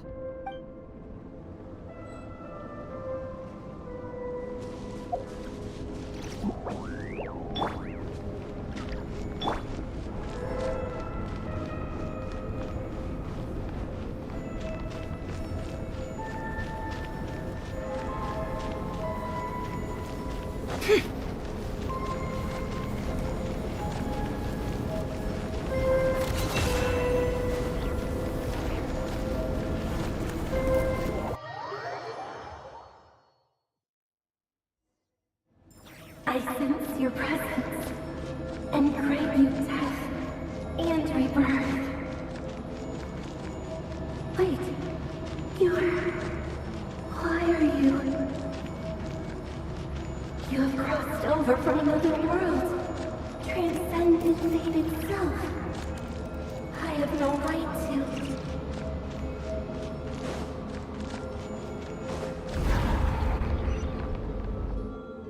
Hey! Look up at the sky! A red moon! This must be the spot, right? Is that the abyss? It's practically filled the entire place!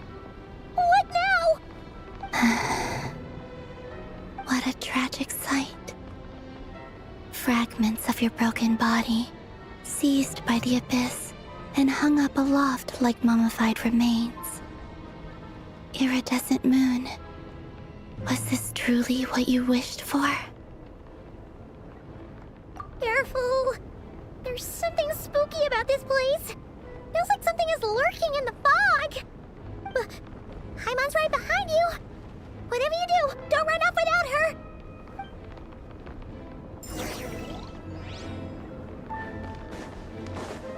By the way, Columbina, didn't you tell us that the iridescent moon had shattered into pieces? The moon up there looks pretty whole to Paimon. How is that possible?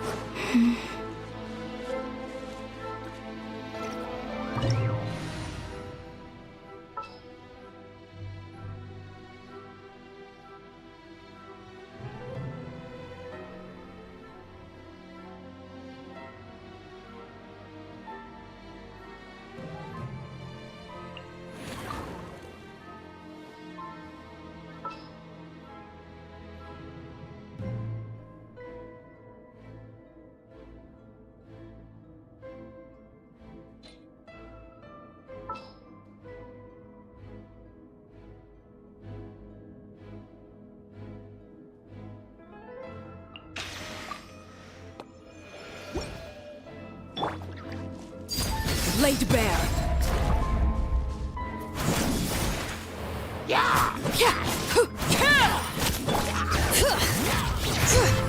Insulation chamber. Hear the echoes of the valley!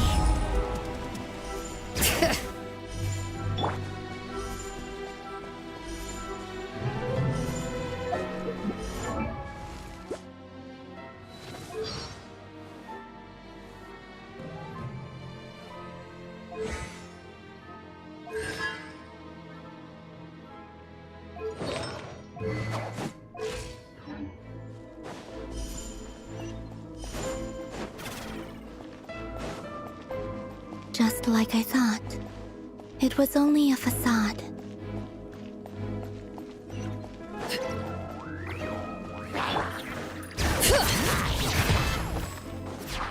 Defensive mode engaged. Yoo-hoo!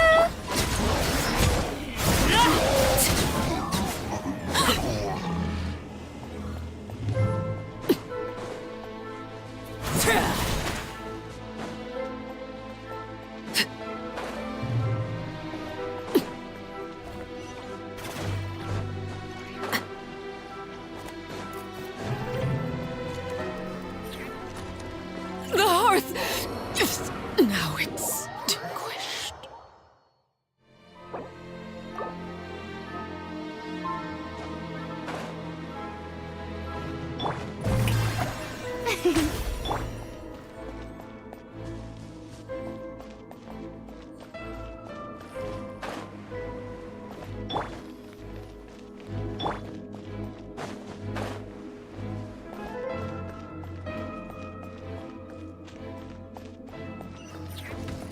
Bring it! May I present? Overruled!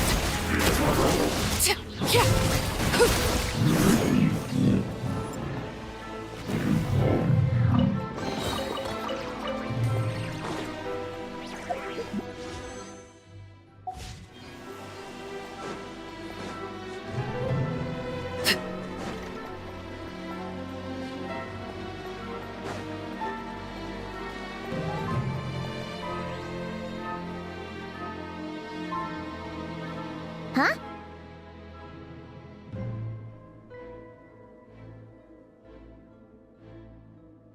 Huh? For real? That's way too high! There's no way we'll be able to reach it! No. I'm not sensing anything up there. It's coming from under the mountain. Let's see... Ah! There's some kind of weird shadow over the water! Wait, see that? Looks like a mechanism of some sort. Let's check it out!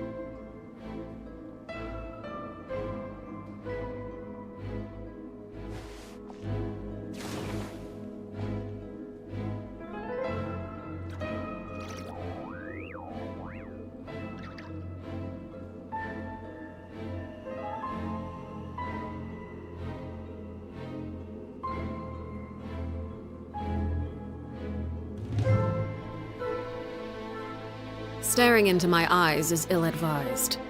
I can't promise you'll like what you see.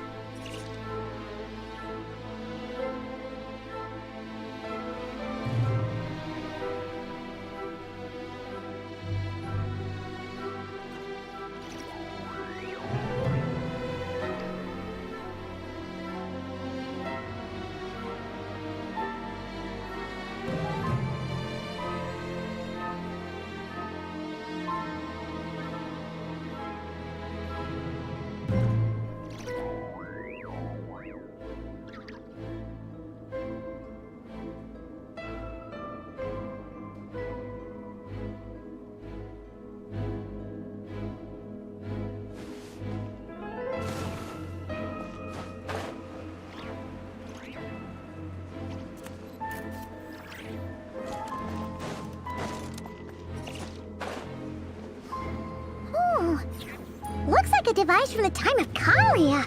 Maybe people once came here to study the Crimson Moon's domain, and they left this behind. Oh, if we can activate it, we might find some clues.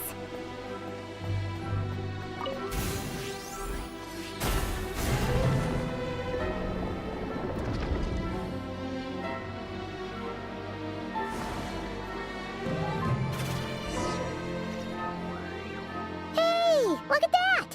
Now that the mechanism's running, the shadow in the water looks different.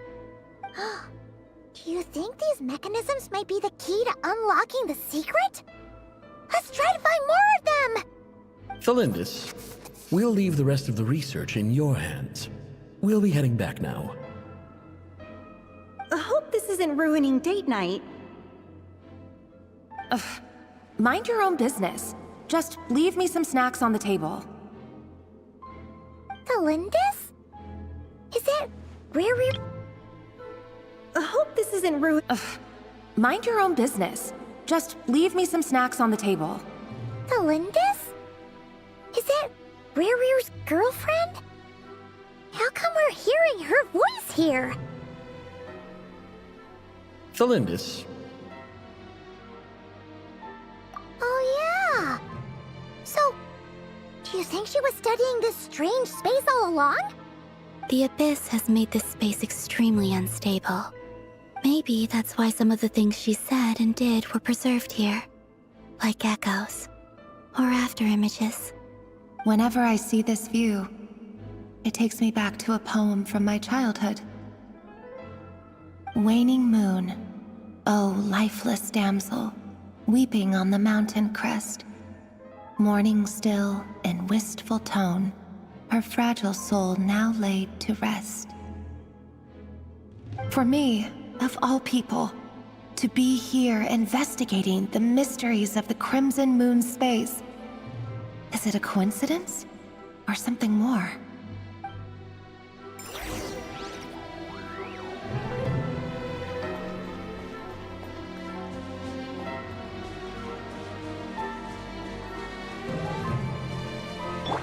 Installation.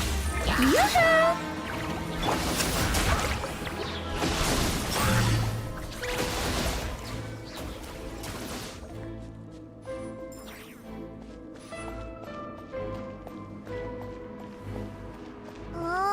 Looks like the Abyss has messed up this mechanism. We need to find a way to get it working again. Let's see if there are any other devices nearby. Cleanup sequence initiated.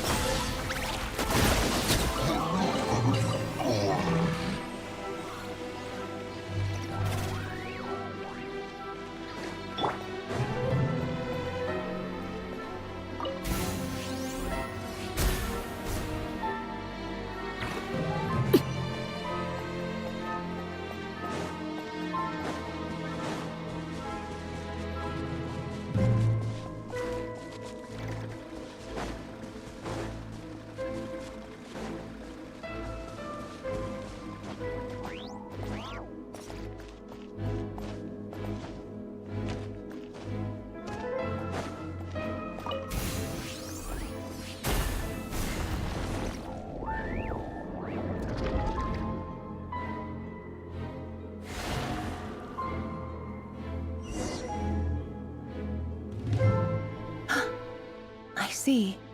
So the moon marrow, or rather the power of the 3 moons, is the key to unlocking... If it really does exist, then maybe this madness can finally be put to an end.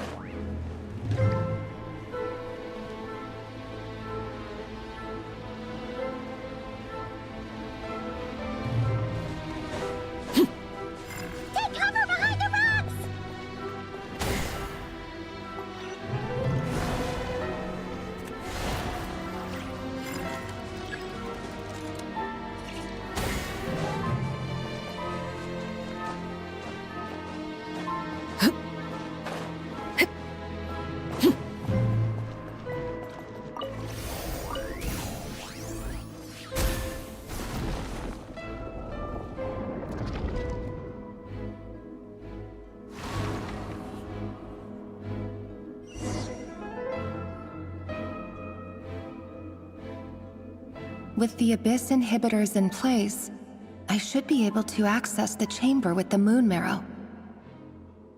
Oh, Rerir, with every step you take, you're drifting further from what you truly desire.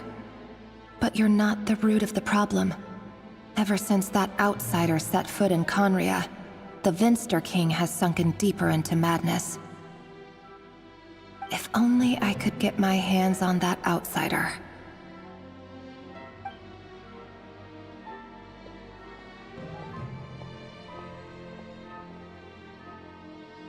Hey look! The moon's reflection is back to normal! Felindus's voice mentioned a chamber with the moon marrow. Do you think maybe it's hidden in the moon's reflection? It must be. For within it, I sense the fragile aura of a dying soul. Then there's no time to lose! Let's go!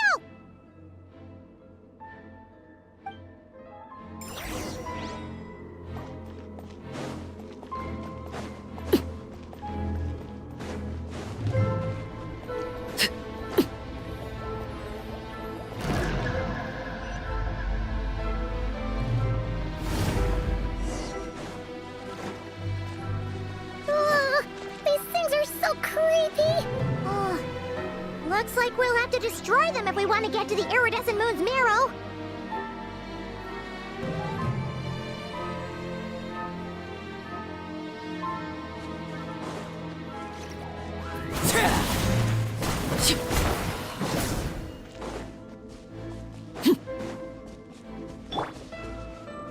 Installation chamber. Shower me with praise! That must be the iridescent moon's marrow! Oh, but we'll need to destroy these things before we can reach it!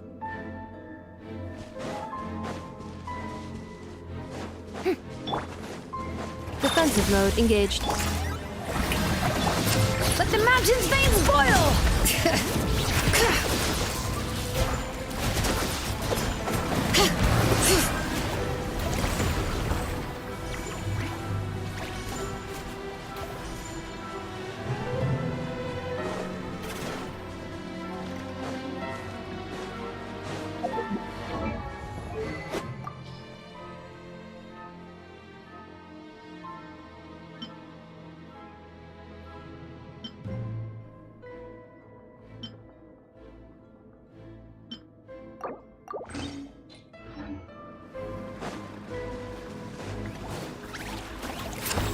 Installation chamber. Yoo-hoo!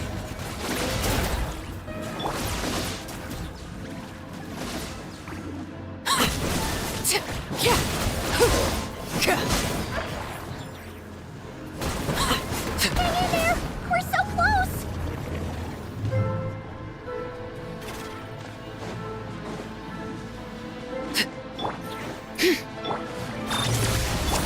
Shower me with Preparing for dust up.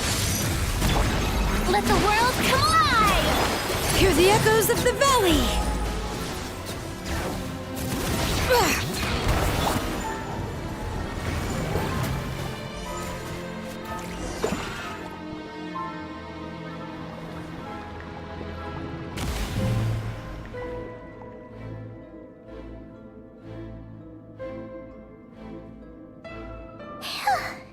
We finally did it! The iridescent moon's marrow, still burning away like an undying flame, yet now contaminated by the abyss. It has taken on a new form entirely. If we can purify the abyssal power within, we should be able to obtain its untainted essence.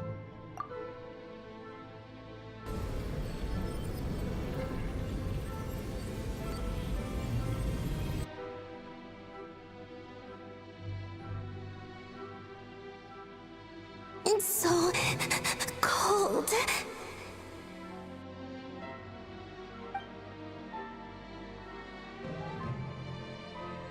Is it you? Are you here? Huh? Are you talking to us? At long last, I can see you once more. Our fates have crossed, and I am finally free. I'm sorry. I lied to you. Even knowing what was to come, I still couldn't let go of the fear in my heart as death drew near. The moment the moon shattered, my body began to split apart piece by piece. Like I was being cut into pieces by 1,000 blunt blades. My thoughts scattered as the cold crept in, but I could not bear to fade away like that. Tell me, what was it that brought you to us all that time ago? If only I had possessed your courage, then I might have been spared this torment more painful than death. You look so puzzled. That's how I felt too when I first saw you. But trust me when I say that everything happens for a reason. Farewell, Hypo.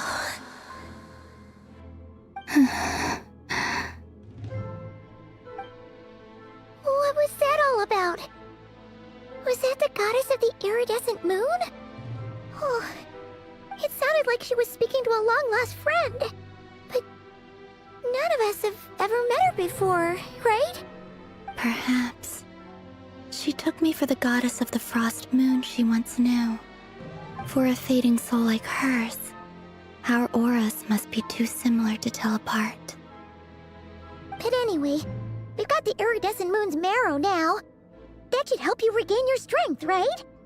Alright, time to leave this place and meet back up with Arlecchino. Let's go!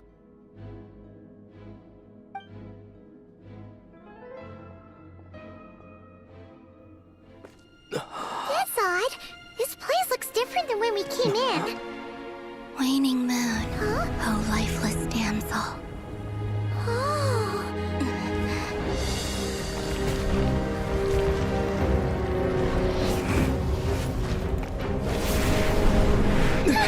Hurry! The place is collapsing! It wants to trap us here. Who's it? The Abyss? Now we've taken the moon marrow. All that's left here is a dark will. It will show us no mercy.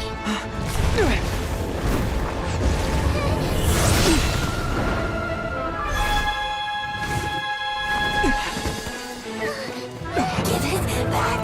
The crimson moons! My marrow! My heart!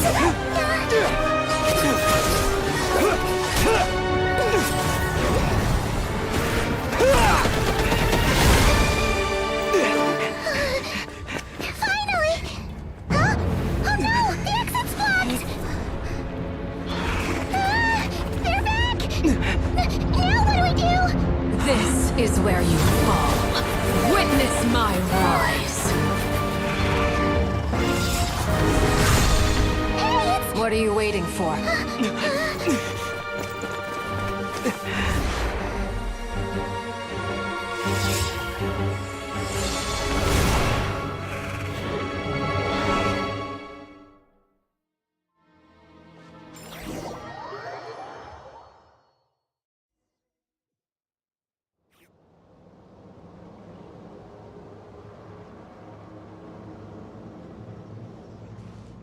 Oh, we made it!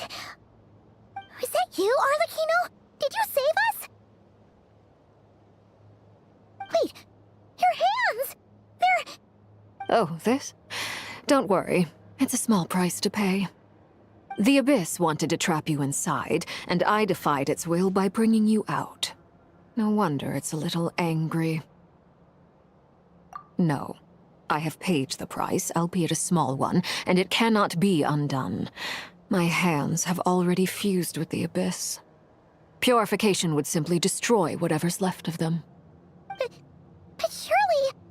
Oh, we're so sorry, Arlecchino. Paimon can't believe you'd make a sacrifice like this for us. As much as I'd like to call it a favor, the truth is I was simply holding up my end of the deal. Well, Columbina. Yes, you did your part. And as promised, I will leave the iridescent moon's marrow in your care. From this day forth, may the two worlds' flames burn ever more brightly.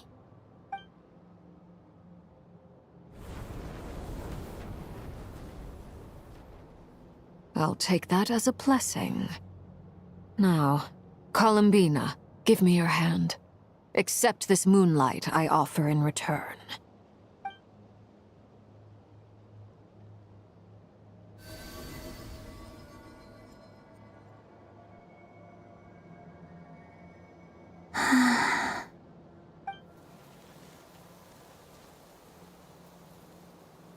Feeling stronger? Hey, Columbina! Are you okay? I'm fine. Our powers are a little at odds, that's all. By the Frost Moon's authority alone, wielding the power of the other moons was always going to be a stretch. Still, I think it's fair to say that your strength has returned. At least to the level it was at as Third Harbinger.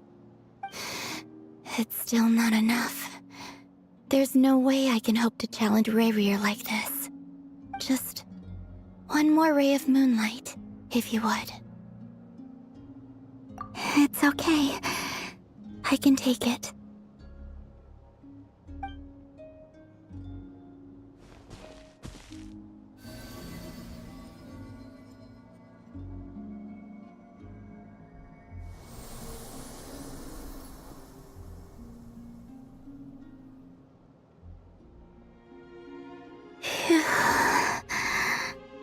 How about now? Fighting fit? At the very least, I won't have to stay hidden like before. I want to see him gone from Not Cry. The Ray here of Solnari and his wild hunt must be sent back where they belong.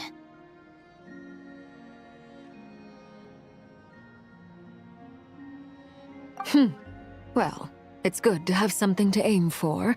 You certainly seem more alive now than you did earlier. When I first met you, you didn't strike me as a ray of moonlight. More like a wisp of fog drifting in from who knows where, ready to scatter at the first sign of a breeze. But now, you're full of vitality. Just like the Frost Moon, once the brightest of them all. May you keep shining, Columbina. This is who you are. Thank you. Look after yourself too, Arlecchino. I know you have plans of your own, and that's why you're always seeking to grow stronger. But whatever you're after, don't let the Abyss take a hold of you. I do not wish to see you go down the same path as Rayrier. I appreciate the concern, Columbina. Although perhaps it's time you took a new name. A new name? Kutar, the Moon Maiden, Columbina.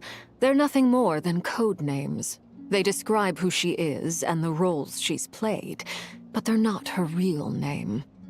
We often use code names in the House of the Hearth, too.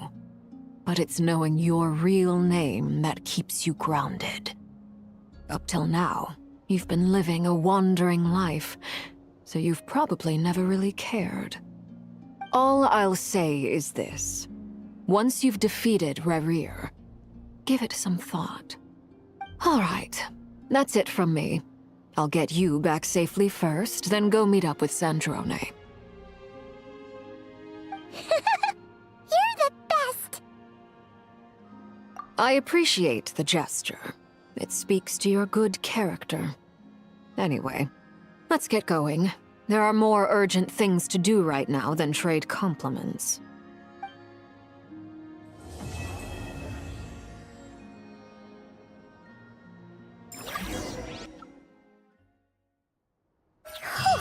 It was a close call, but we got the iridescent moon's marrow and restored Columbina's strength, and that's all that matters. In other words, mission accomplished. Paimon wonders how everyone else is doing.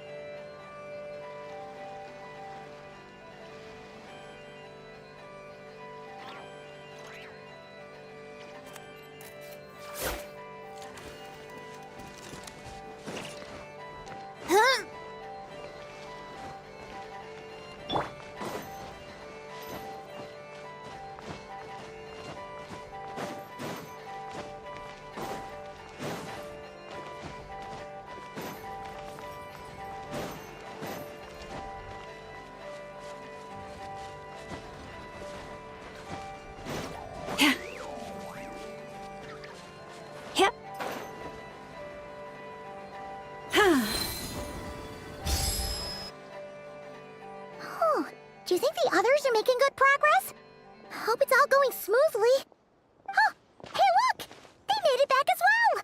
Flintz! Llama! How did it all go? All is well, thank you. Nefer and Yehoda had to stay at the curatorium to wrap things up, so they won't be joining us for now.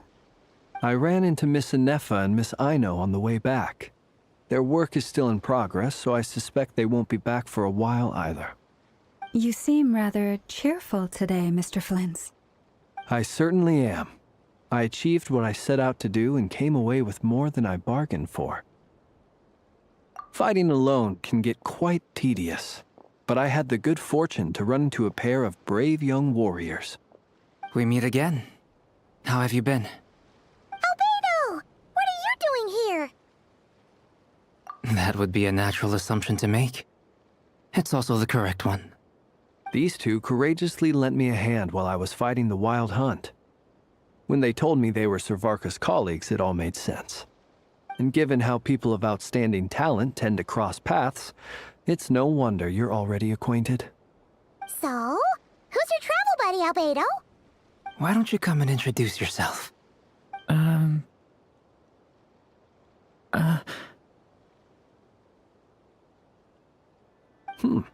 A gentleman of few words, I see. And a rather stern countenance. I presumed you were acquainted with him. Is that not the case? It's nice to meet you. Again. We've technically met before. Wait a sec! You're Minnie Durin! That's right. It's me. I'm glad to see you again. By the way, he says it's okay if you drop the mini. Yeah, I'm not as mini as I used to be. Interesting, isn't it?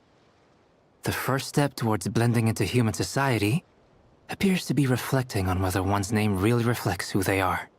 Wow! You look so different! In a good way, of course. It's great to see you looking so healthy.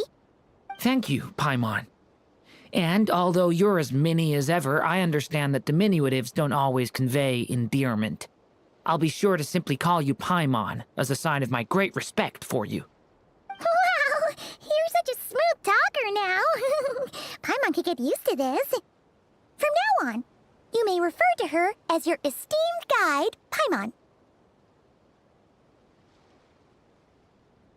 Personally, I think our little Paimon is the perfect size. When people call her Little Paimon, it's just because she's so adorable that they can't help themselves. If that's not a sign of endearment, what is? Thank you, Paimon. And although you're as mini as ever, I understand that diminutives don't always convey endearment. I'll be sure to simply call you Paimon, as a sign of my great respect for you.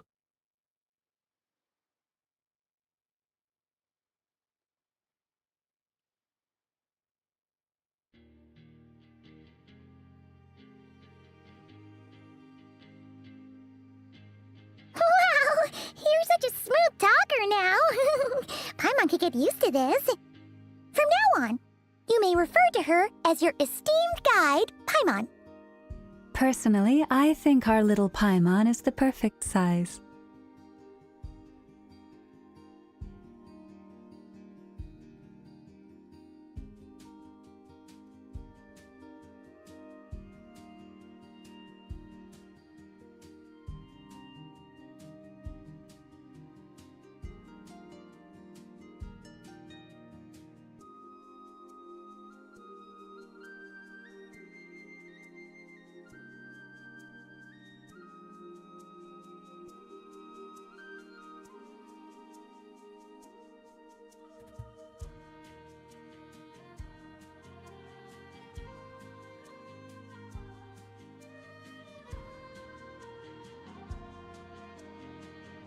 You're absolutely right, Miss Lauma.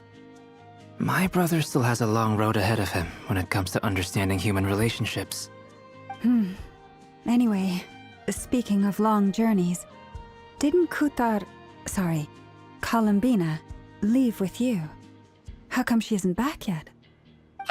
She's been catching up with old friends. Wouldn't be surprised if she stopped for a cup of tea or 10 on the way back. Uh-oh. People are talking about me. Hope it's nothing negative.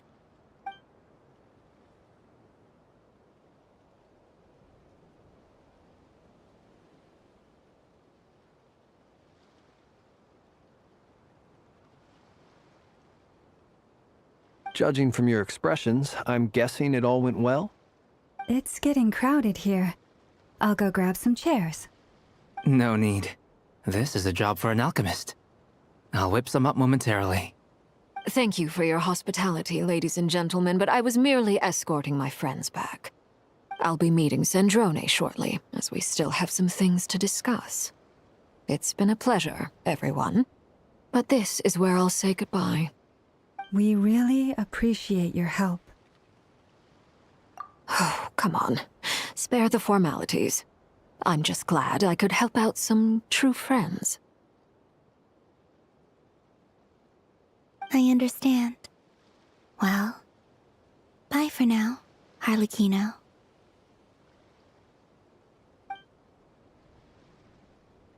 Oh, this place is hopping. It's probably a good thing one of us left. Otherwise, we might not fit all these people in. Are you saying we're about to run out of chairs? As a matter of fact, I am. Come on in and see for yourself.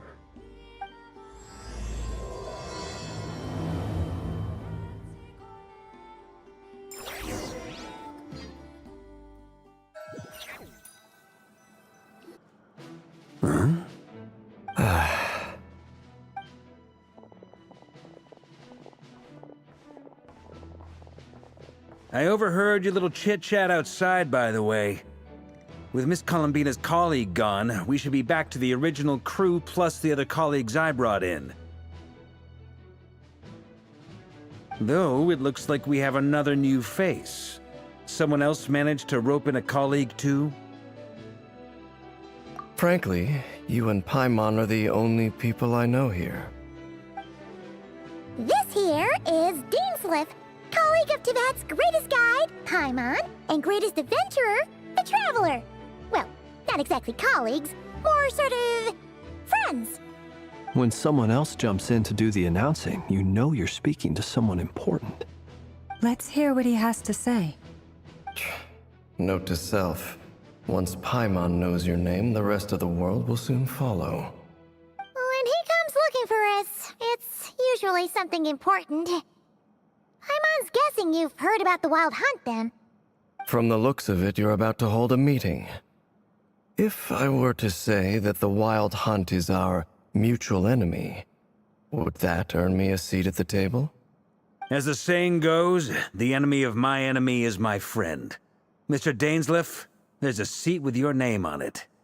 Though, I can't promise the same for everyone else. Hey, Albedo, think you can rustle up a couple more chairs? After all this time apart, Grandmaster Varka's first order is to rustle up a couple more chairs. I've missed this. Is he being sarcastic? Hey, he's your brother. Why are you asking us? I've still got a lot to learn about the nuances of human conversation. Trying to decipher Albedo's way of speaking has been like jumping in at the deep end. Oh, good point. Paimon gets you now. Don't sweat it. There are people who go their whole lives without getting the hang of it. You're ahead of the game already.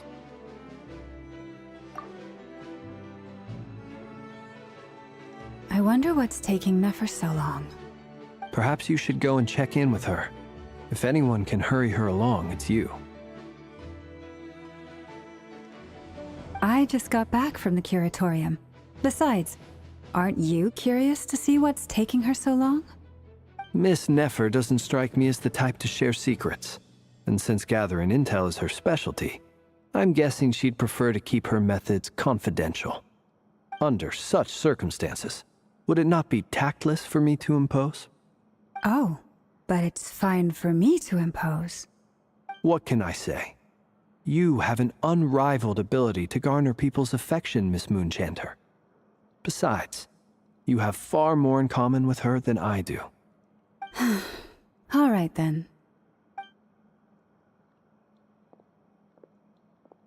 Impressive. She barely fought back at all.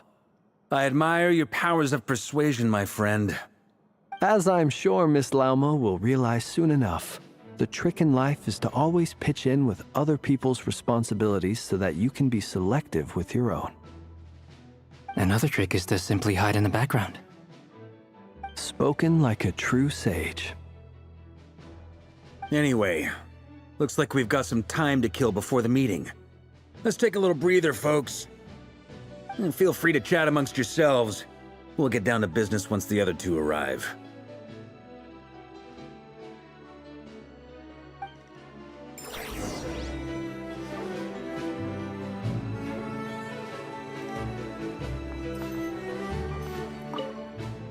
You're both awfully quiet.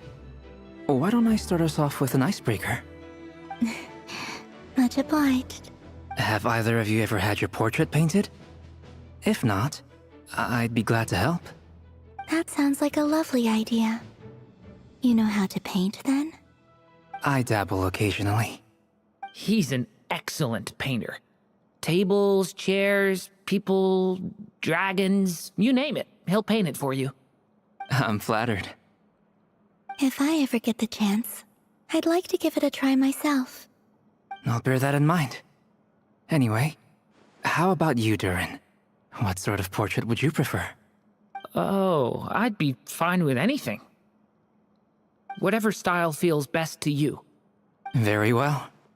Then I'll play it by ear. You can replicate any style I want? I can try. If you show me a sample, I'll do my best to match it. Thank you. In that case, I'll dig up some reference material for you.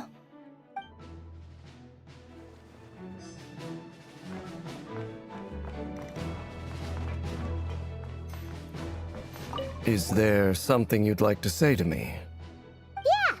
For starters, why'd you just show up here without even giving us a heads up? If you think back to our previous interactions, you may recall that that's hardly out of character for me. You do have a point there.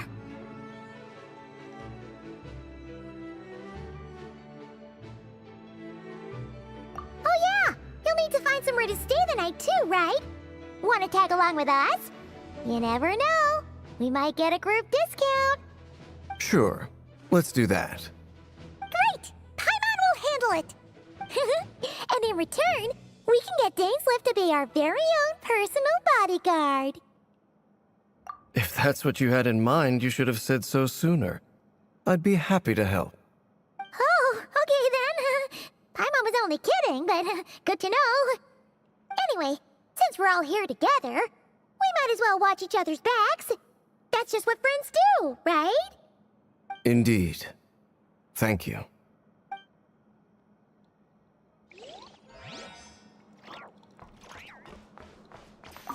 Truth be told, I can't remember the last time I was in a meeting with so many people. You're not alone there, my friend. The Lightkeepers also struggle to bring everyone together for a serious discussion. I don't doubt that. I've only ever met two Ratniki, one being you, and the other being that young guy, Itlua. Itlua is a good apple. I'll give him that. He's kind, honest, and regularly delivers supplies to my lighthouse. A true Ratnik to the core. In that sense, he puts me to shame. So you're what? A fake Ratnik? That's what it sounds like you're saying. But I get the feeling that's not quite what you meant.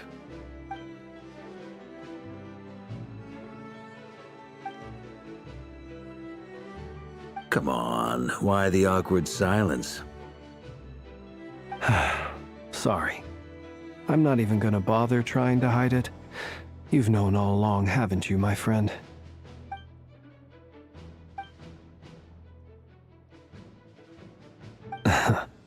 Now that was an awkward silence. Let's just keep this between ourselves. Probably best if Eloa doesn't know, huh? That goes without saying.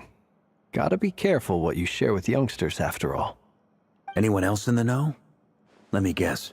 The Traveler and Paimon? It's dangerous being too sharp for one's own good, you know. Then, in the name of the Animo Archon Barbados himself, I swear your secret's safe with me. When we went for drinks, you said that you and Barbados were practically best buds. In the light of that claim, do you really expect me to take your oath seriously? Of course. Just as long as you don't go spreading around the fact that I'm close with Barbados, all right?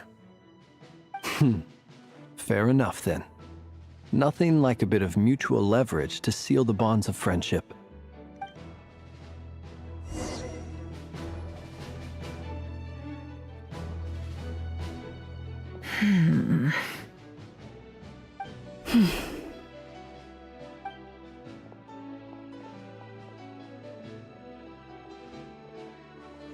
Ah, Miss Nefer. You made it after all.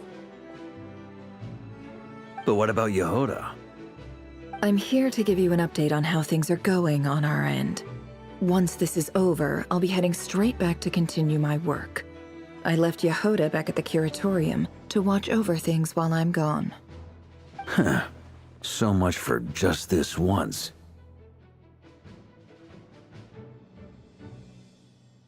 Shh! Not so loud! We're on a roll here. What if she remembers and suddenly decides to back out? Did you say something, Mr. Varka? Huh? I didn't say anything. Right, Flint's? Must have been a frog. They get so noisy around here at nighttime. It's like they're putting on a concert in the background. Anyway, before we begin, there's a few introductions to make. Let me start by saying that it's an honor to be speaking before so many distinguished colleagues and collaborators. First up, we have Miss Lauma.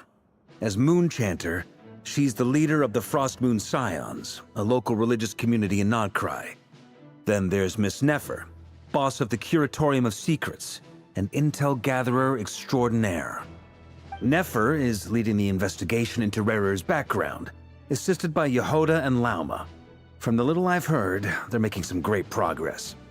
Over here, we have Mr. Flint's, a ratnik and guardian of the abandoned lighthouse.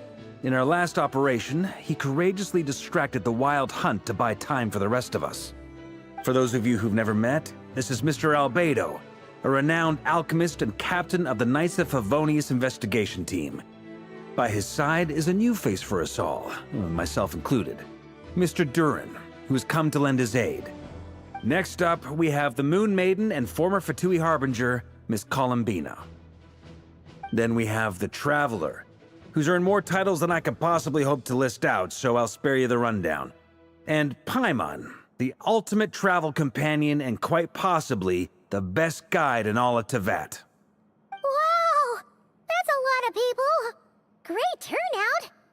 Miss Nefer, it looks like you might have another job coming your way, so, congratulations on the booming business, I guess. You think I haven't got enough on my hands as it is? Who's looking for me now? That would be me, Miss Nefer. I have a commission for you. And you are? Who I am doesn't matter right now.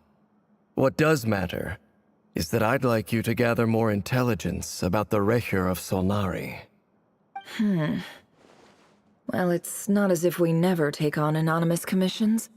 But in your case, I'll have to decline. I'm gonna take a wild guess and say your job's probably more hassle than it's worth.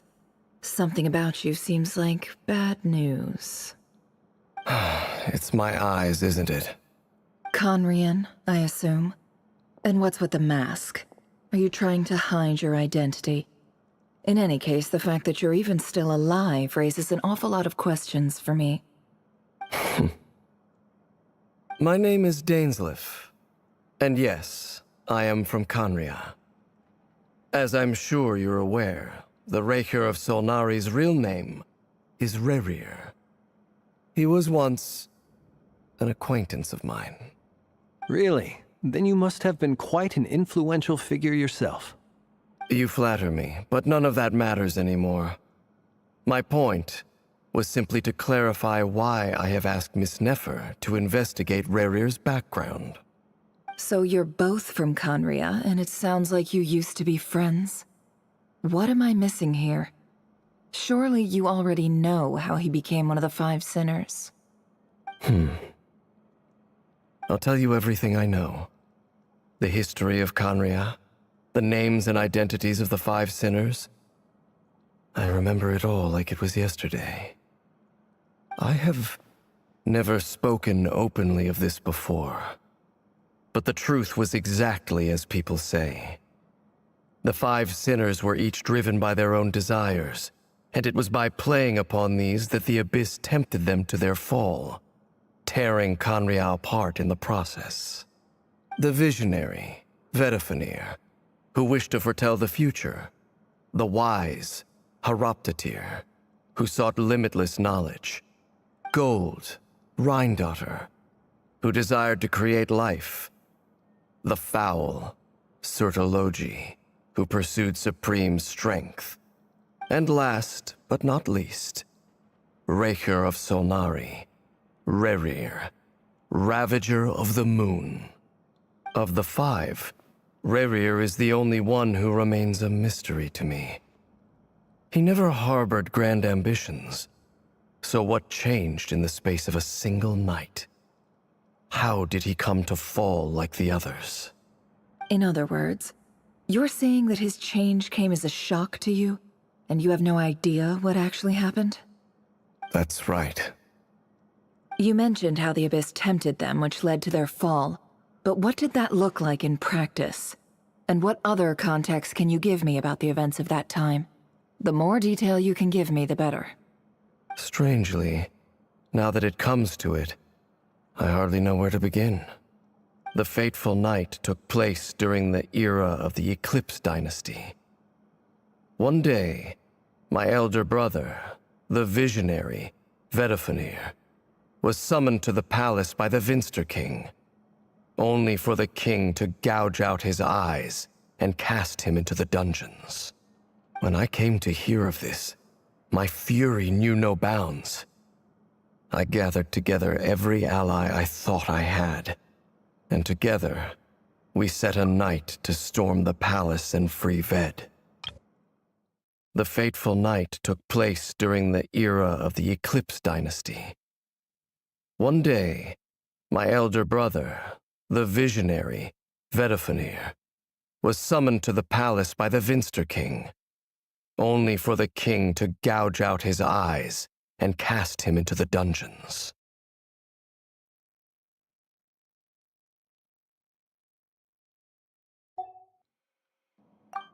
Centuries on, the memories of that night still haunt me like a never-ending nightmare. We broke through the palace gates, just like we had planned, each striking towards our separate targets.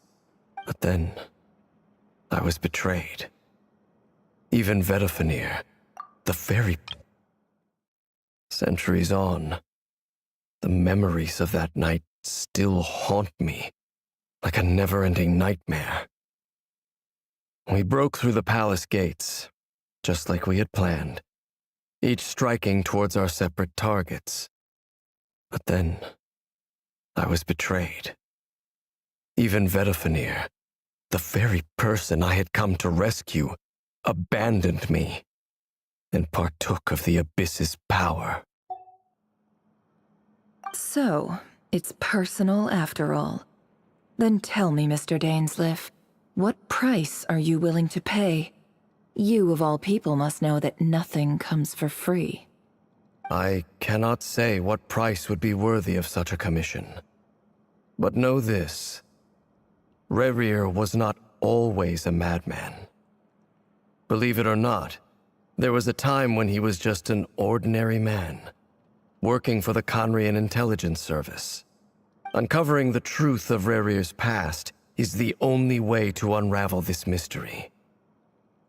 But before you decide if you will accept my commission, I will tell you more about him. Enough, I hope, to help you plan your next move. Sounds pretty good to me. Feels like we just flagged down a random passerby, only to discover he's actually a master strategist who has a score to settle with our enemy.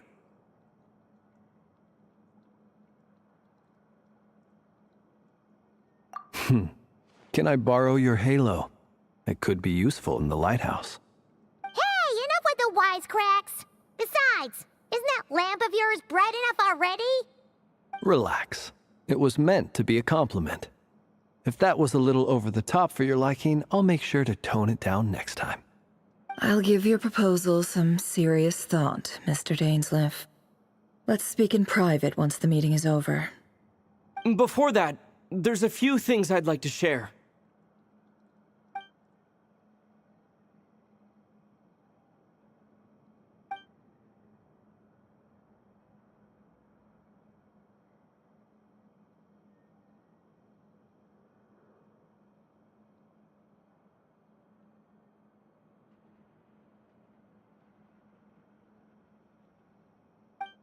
Now that we've united the hearts of the three moons, your power should be greatly enhanced. But it seems like that hasn't happened yet? I believe it will take a little longer. You've done so much for me, so I want to be completely honest with you all. Even though I'm doing a lot better now, the truth is, my recovery will likely be an ongoing process. From the moment I was born, my power has been slowly ebbing away. And that is because Tevat has never accepted me. Even with the moons united as one, it seems my rejection cannot be undone. So far, I have yet to find a solution. It may turn out to be a problem that will plague me until the day I finally leave this place behind. Even so, I will do everything in my power to help you drive out the Ray here of Solnari. As Arlecchino put it, this is not about chasing the spoils of victory. It's just a gesture of heartfelt gratitude. Kutar.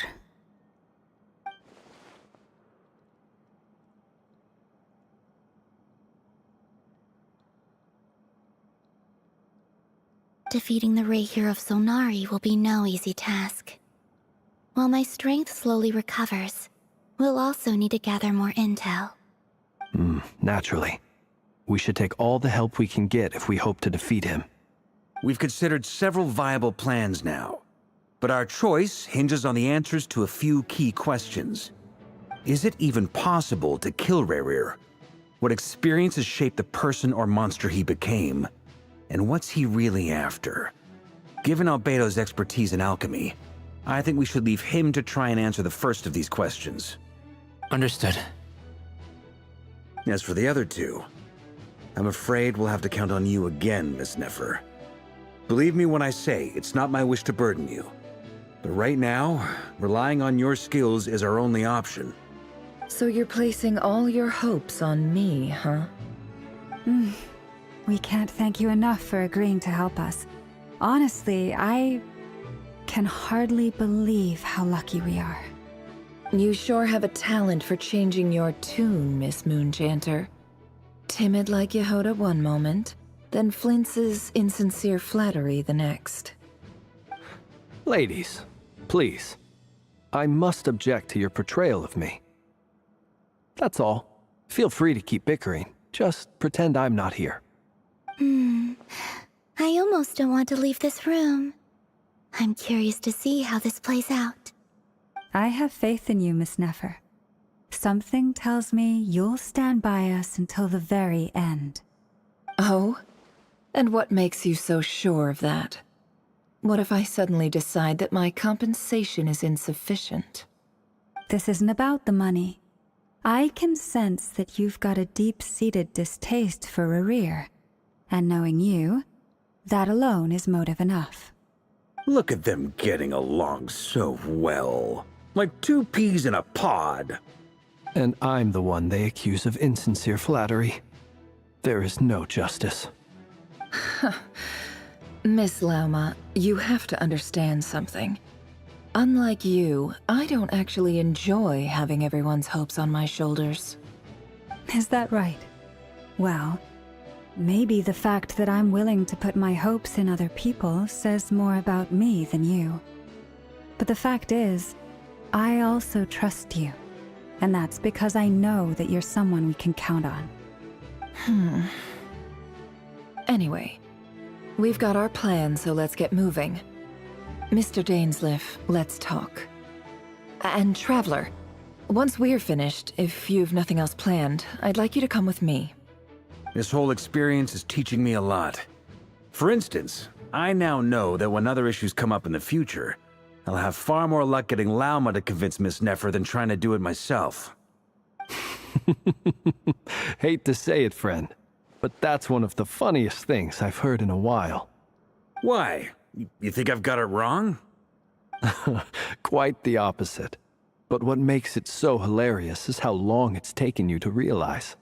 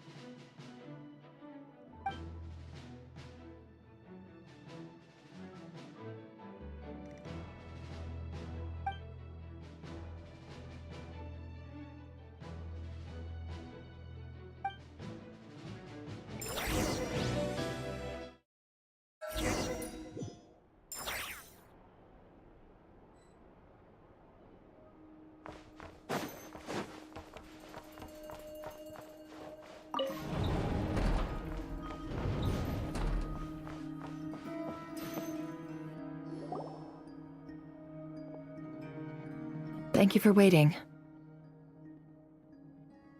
That's okay. We actually used the time to help Dainsleif get a room at the hotel. That's very considerate of you. Now, I trust you share my curiosity about Rarier's past, and you seem fairly familiar with Mr. Dainsleif already.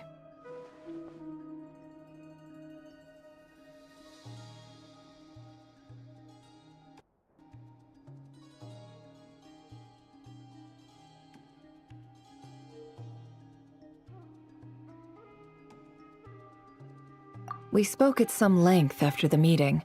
He was the one who suggested I should invite you to join this operation. He feels confident that these secrets will be safe with you. Dane has a lot of faith in us, that's for sure.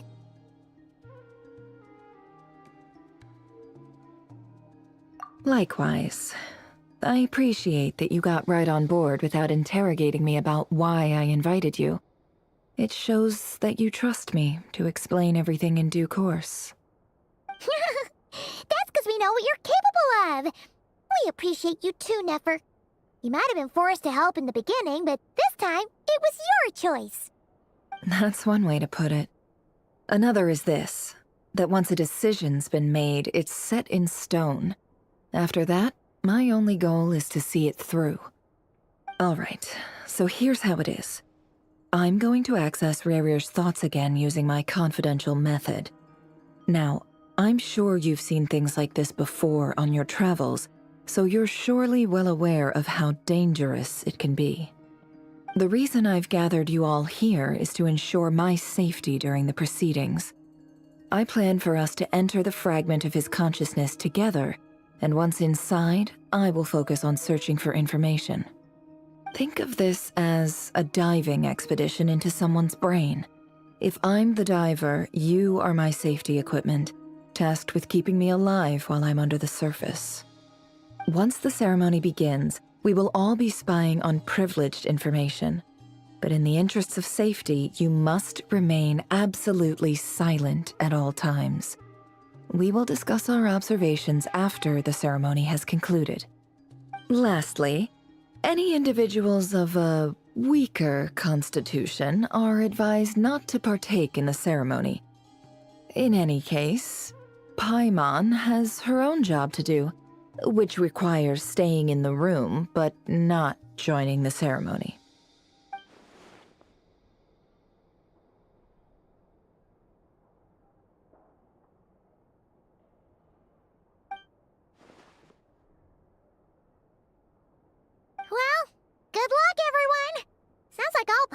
can do is cross our fingers and root for you guys.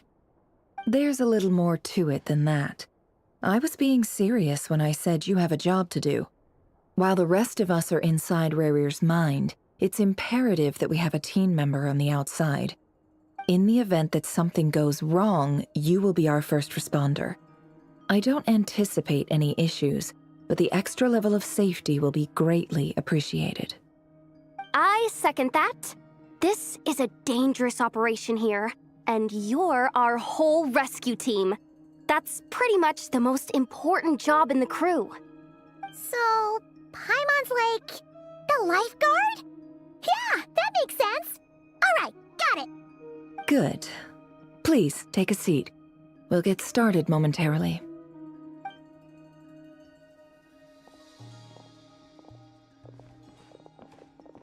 So, did Mr. Dainsleif tell you anything else? He told me that he believes Rarir kept some big secrets in his life. He's not sure that they were the cause of his eventual downfall, but he's asked me to uncover what those secrets were all the same. But surely you're not planning to go through with this, no matter the cost. If you think that, you'd be overestimating me. I'm a businesswoman, not a mercenary. But I do have my own professional reasons for taking this job. You think I'd turn down the opportunity to get a first-hand glimpse into Conrian history? No chance. Well, as long as you don't let morbid curiosity get in the way of safety concerns, we're good. We'll do whatever we can to help you. You're such a killjoy.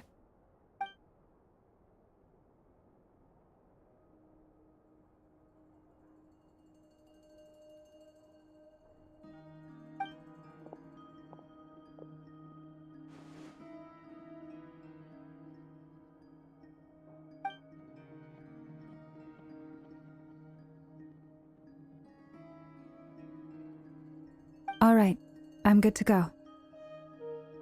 All set over here, too. Promise, Paimon, you'll be extra careful. All right. Let your whole body relax. We're about to begin. Close your eyes.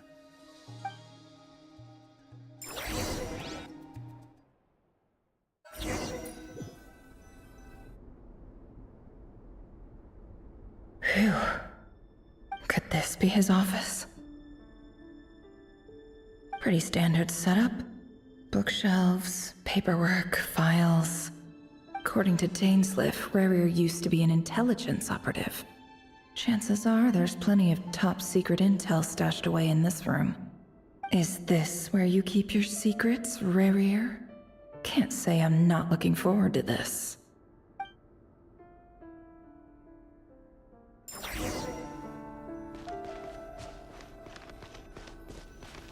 He looks even gloomier than last time. I wonder what's changed.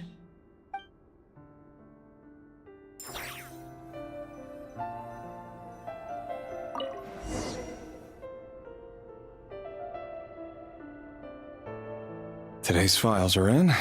Time to wade through them, just like usual.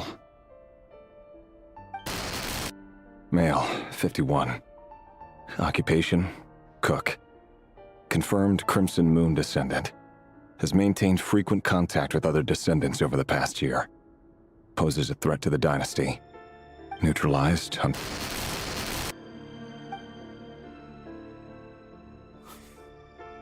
This one should be archived under purged targets.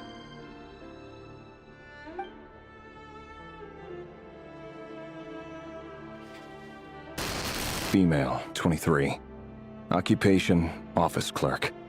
Confirmed Crimson Moon descendant. Has maintained frequent contact with other descendants over the past year. Poses a threat to the dynasty. Neutralized.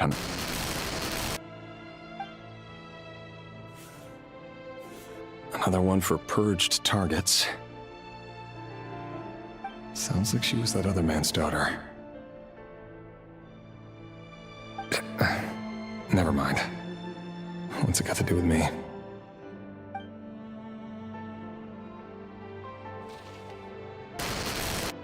male, 40. Occupation, teacher. Confirmed Crimson Moon descendant. Has been observed making contact with other descendants during the past year. Poses a threat to the dynasty. Neutralized on...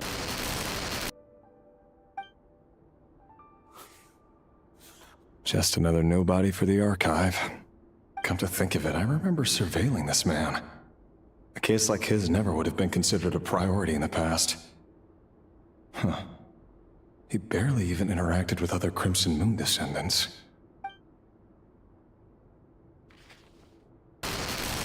Female, 16. Occupation, none.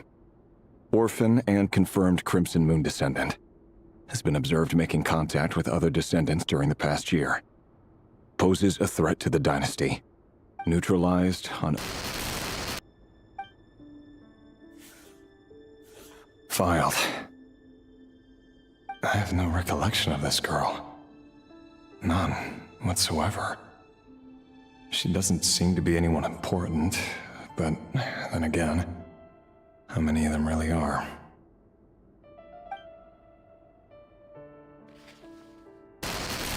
Female, 13. Occupation, none. Orphan and confirmed Crimson Moon descendant. Has been observed making contact with other descendants during the past year. Poses a threat to the dynasty. Neutralized on... Filed.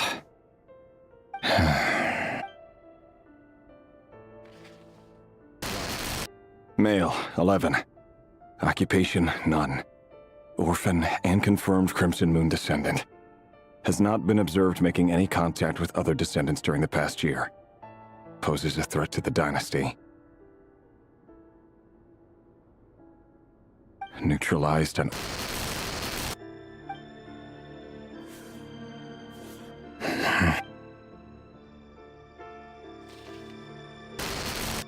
Male, 6. Occupation, none. Orphan and confirmed Crimson Moon descendant. Poses a threat to the dynasty.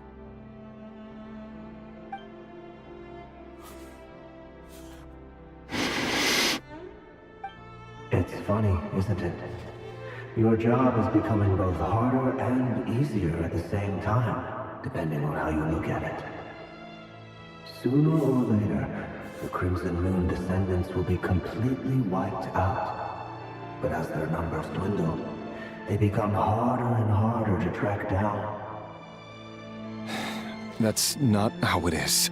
Fortunately, however, most of the able-bodied adults have already been taken care of. The remaining weaklings will be increasingly easy to deal with. No! No. My job is to ensure the survival of the Eclipse Dynasty. And the only way to do that is by eliminating any and all potential threats. It's a perfectly legitimate line of work. Every single one of my colleagues can attest to my fairness. And if my friends were aware of the facts, I know they'd back me up too. Assuming, of course, that they were aware of all the facts.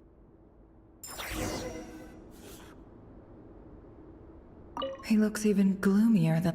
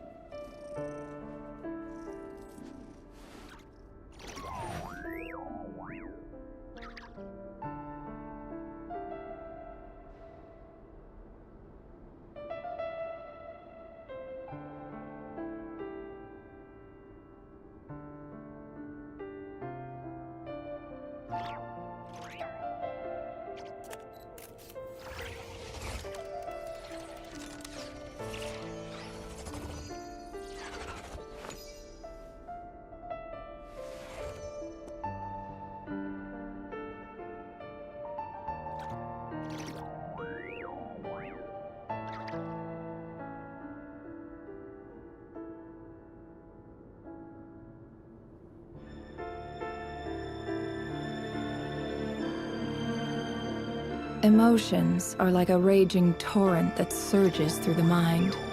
More often than not, if you try to hold them back, you'll be swept away by their unstoppable force. And if you try to ignore them entirely, you'll end up tearing yourself to pieces.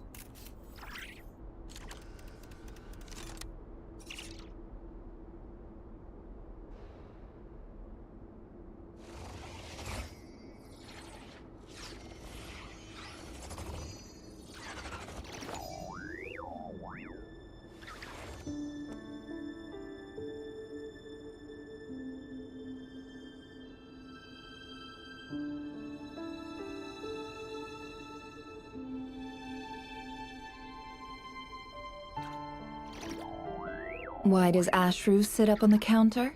To welcome our clients, of course. A kitty's gotta earn his kibble somehow.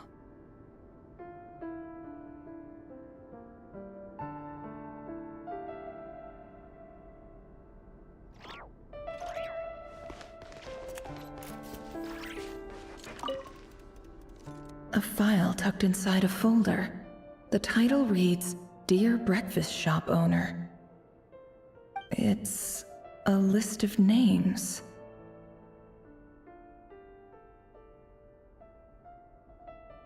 But at this stage, I have no idea who any of them even are.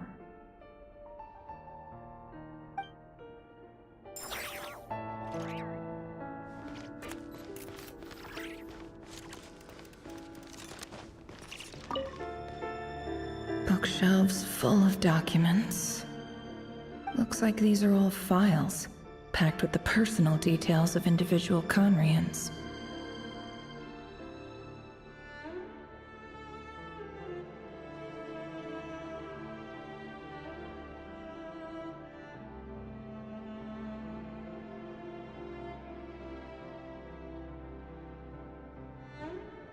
The Crimson Moon dynasty preceded the eclipse. Since Rerir worked as a secret agent during the latter, it stands to reason that he was tasked with purging remnants of the old dynasty.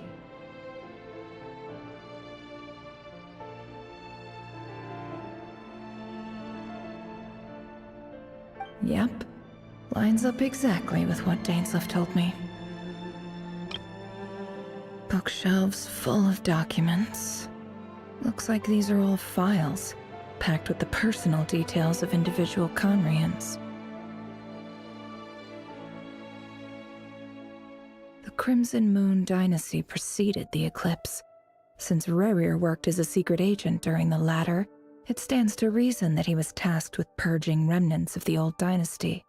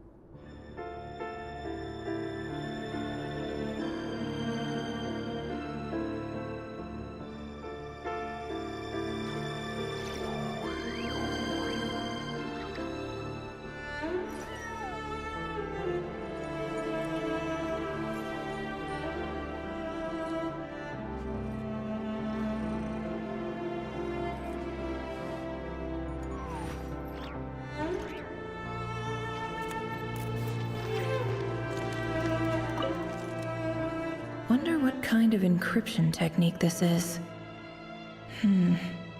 Seems like it has to be inserted into that camouflage device nearby. Aha! It's an audio recording. Please, hear me out. I can't shake this feeling that someone's been spying on our house. No, I'm not being paranoid. It's true. I saw someone dressed in all black. It was a couple of days back, but that was on another street, not near my house. I swear, I know what I saw! There's a note in the margin. Surveillance of the Runfarther residence has concluded. We apprehended the target and filed the mission report last night. Could the voice in the recording belong to one of Rarir's targets?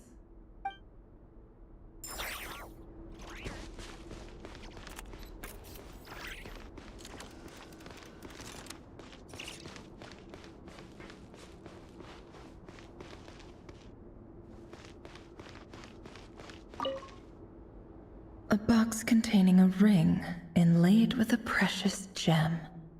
Must be for his girlfriend.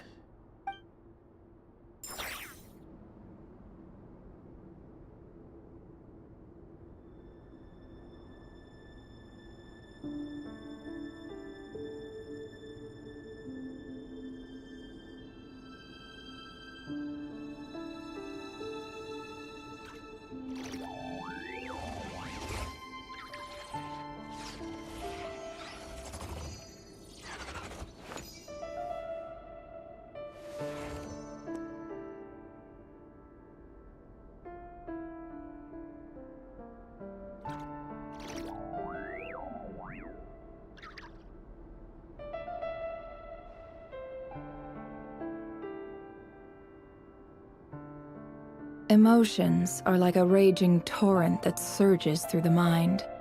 More often than not, if you try to hold them back, you'll be swept away by their unstoppable force.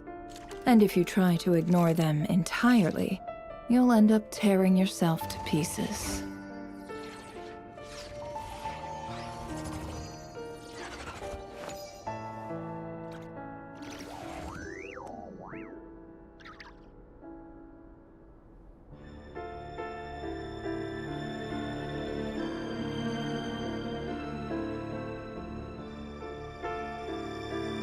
Don't trust your eyes. A box must be for...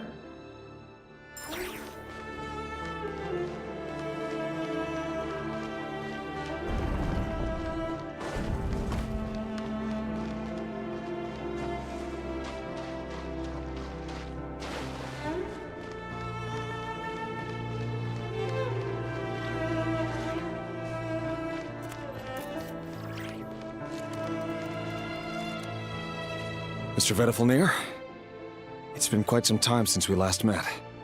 Rarir, I trust you're here because you have something important to discuss. Forgive me. I wasn't tuning out, it's just, I noticed you didn't even phrase that as a question. As if you knew I was coming. Tell me, does someone in your position ever feel the need to ask questions at all? It is indeed within my power to foresee certain things. Things like your arrival. I was just thinking.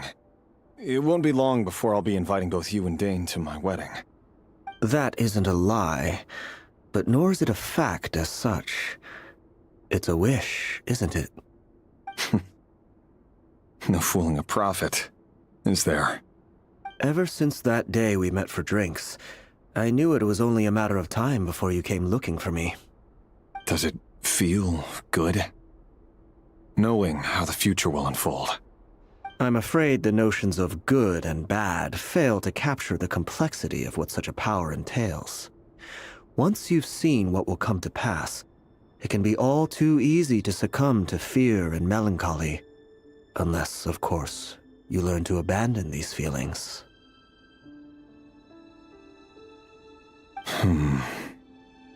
You fear my silence, and long to hear the words I left unspoken that day. That's right. You must have noticed my reluctance to broach the subject, and the reason is simple. because the truth could never have lived up to your hopes. For both our sakes, such words are better left unsaid. The burden of prophecy was never meant for your shoulders. So who exactly do you deem worthy to hear your prophecies? None but our exalted king? Or rather, our king as he once was. You're closer to his majesty than I am. You must know better than anyone how much he's changed. You say that as though it is to my benefit. Yet precisely because of that, I dare not speak rashly. A king can turn out to be the most virtuous of rulers, or a tyrant more terrible than the most vicious of dragons. You are so wise and far-sighted, yet still you would have me live in fear of the unknown? You make a fair point. Especially given my silence alone was all it took to send you spiraling downwards. Very well then. Let me offer you some advice. And I say this not as a prophet or a visionary, but simply as the brother of your friend. For many reasons, there is very little chance of your marriage ending in happiness. If happiness is what you seek, you should find another fiancé.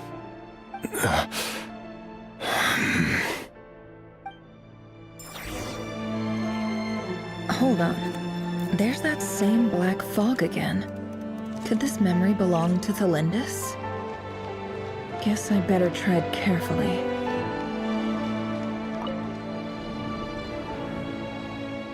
Wait. Hear me out. This time we finally got a clear look at his face and learned his true identity. His name is Rayrir, and he claims to be one of the king's guards. What did you say? A cruel irony, isn't it? The man you're set to marry leads a double life as a brutal executioner. Why are you telling me all of this now? Simple. It's because I want you to kill him. You are the only person he would never suspect. No, absolutely not. I would never dream of doing such a despicable thing. So you'll just stand by and watch him slaughter us to the last? Do not forget that the blood of the Crimson Moon flows in your veins too. The blood of the Crimson Moon? What does that matter now? The dynasty has long been dead and gone. You think that alone is reason enough for me to throw away everything I have? Why wouldn't it be? You too were once a child of the Crimson Moon, just like me. Don't tell me you've never felt so much as a flicker of fury for the way we were trampled into the dust. As long as you promise to abandon this pipe dream of restoring your dynasty, I can try to persuade him. Or have him persuade the Vinster King. Persuade the Vinster King? Do you even know why he's so obsessed with hunting us down? Why he keeps trying to force us to hand over our secrets? Over and over again? Or why we refuse to give up on restoring the dynasty? The Vinster King. A blind fool. His eyes clouded by powers from beyond this world. A petty little man with a miser's heart. And he dares to sit upon the throne? Mark my words. Sooner or later, Conria will fall. And it will be his doing. If you can't bring yourself to do it, so be it. Just you watch. It won't be long before calamity descends upon us all. The Rayrir of Solnari. That really is quite a secret you've been keeping from me, Rayrir. But who am I to talk? Am I really any better? I've kept my own past a secret this whole time too. Love should be built on honesty. But ours was born from lies. And yet, is it really so wrong to hide things that would only make life harder? If we don't cover up the parts that no one else should see, how can we go on pretending to be normal? Vedifulnir must have known all this. And that's why he made his prophecy. In the end, nothing stays hidden forever.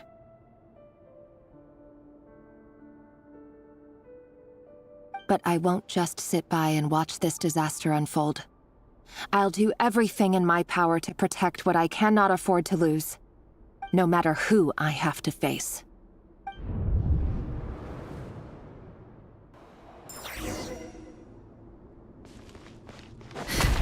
Huh? Was that Rerir who just walked past the window? Doesn't it give you the chills that he still takes the same road to work every day? As if nothing ever happened. Those people at the deli. Enough already. They're clearly pretty taken by their own disguises, so just smile and play along. Pull the rug from under beasts like that, and you'll risk having your throat torn out. Deli? Oh. They're talking about those people from the opposition. Right. I'd almost forgotten they used to run a deli. People of no consequence always vanish so easily. And no one even remembers them.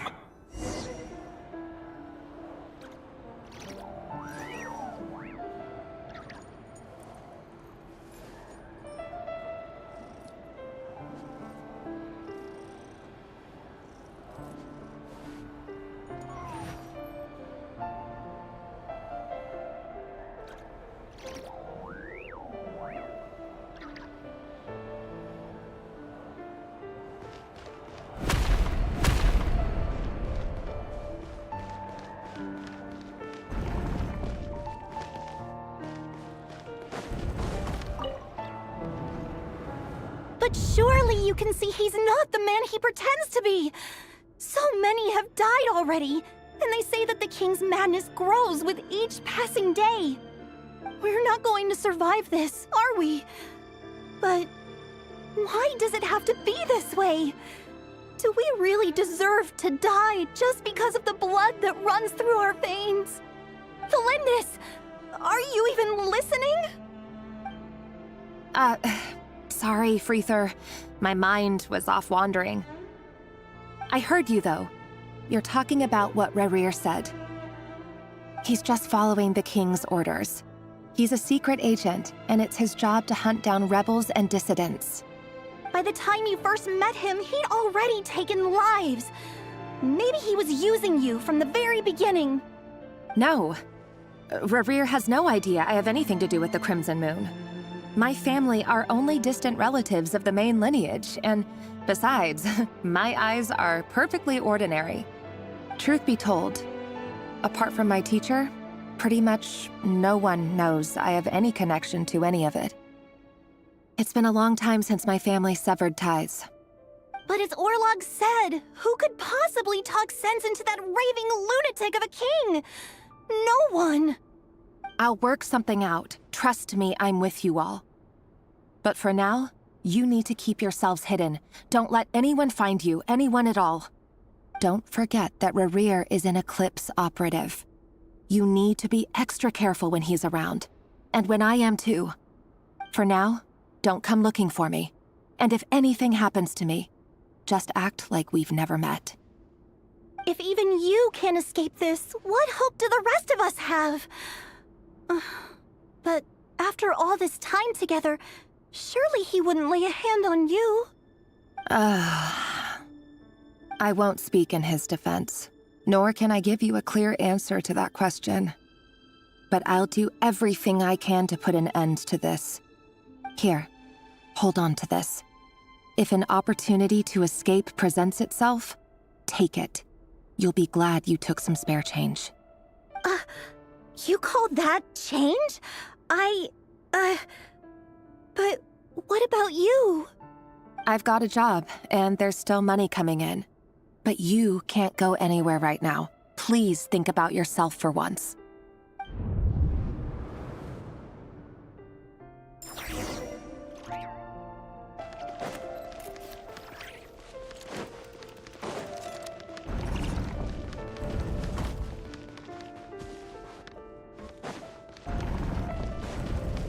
Another day, another round of assassination training. Training ground is just beyond this hidden passageway. When you kill a person, doesn't it bother you when you end up covered in their blood? Why would it? Aren't we all just walking blood bags? But not everyone is accustomed to hunting down others like prey. You've been a hunter for so long now, you seem to have forgotten that most people don't just go around killing one another. Leave me alone.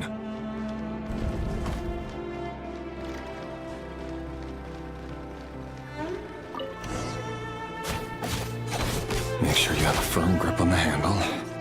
Then choose your angle well. Keep your movements light and brisk. And the prey won't sense a thing. I doubt that. I'll bet no one's ever died a quiet death at your hands. I work clean. No traces. No more lies. That doesn't mean you open the front door, though. The king just happens to need you right now. What if someday he doesn't? That won't happen. He's changed. Ever since he fell under the spell of that power. In the beginning, he only had you take out a handful of the guilty. But now...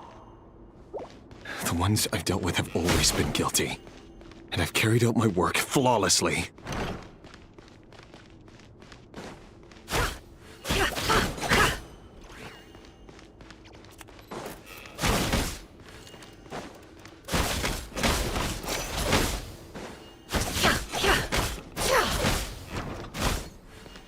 It all adds up.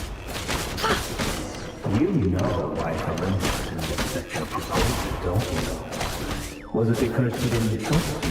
Or something else? Enough!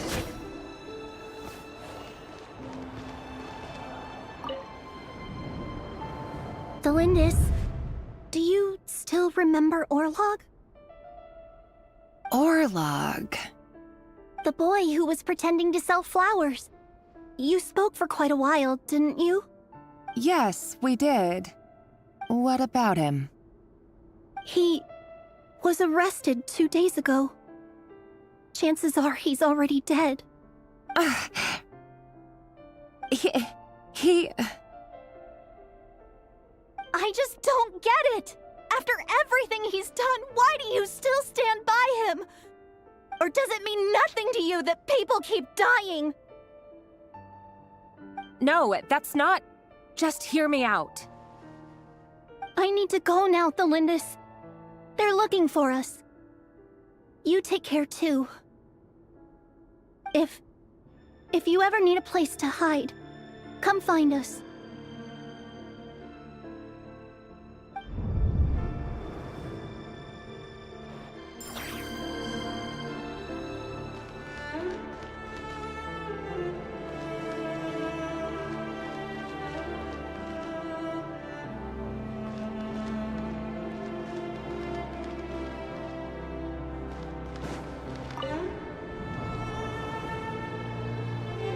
Author Thelindis.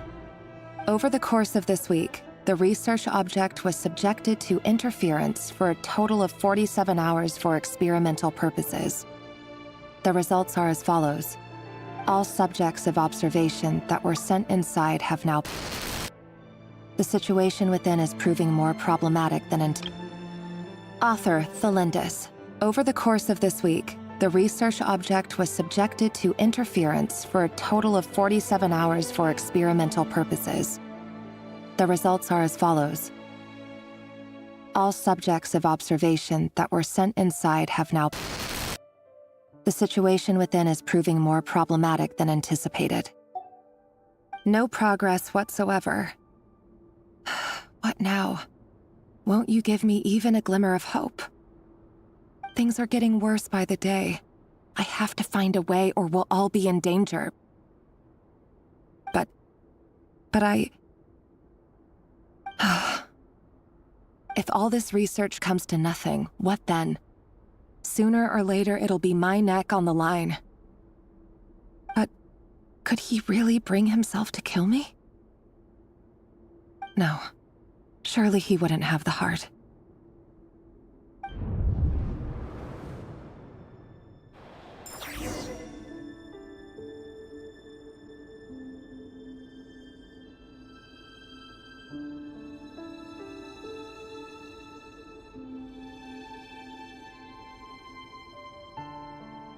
Why does Ashru sit up on the counter? To welcome our clients, of course. A kitty's gotta earn his kibble somehow.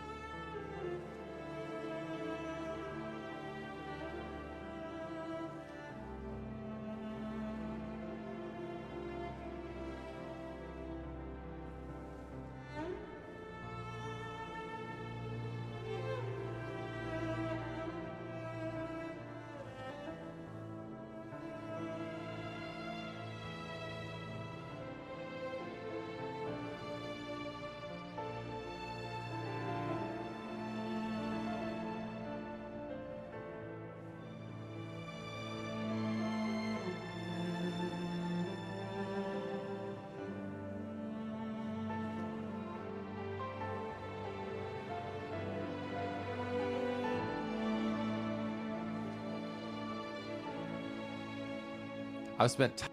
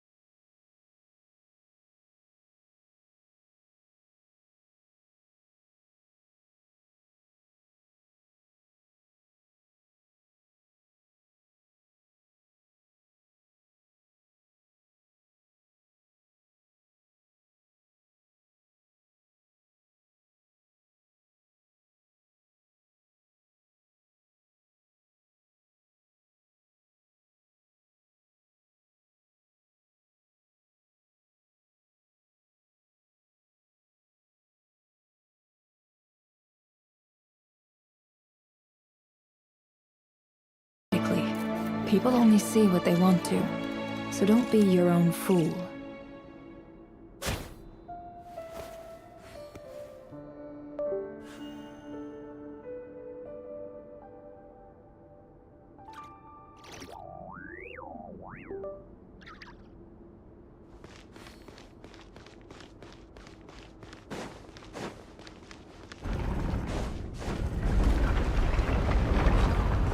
Why won't you just let us go?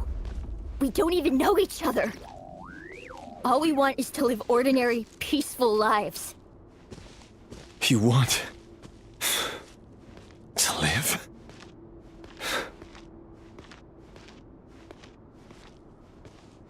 Yes. I just want to go on living. Is that really such an unforgivable crime?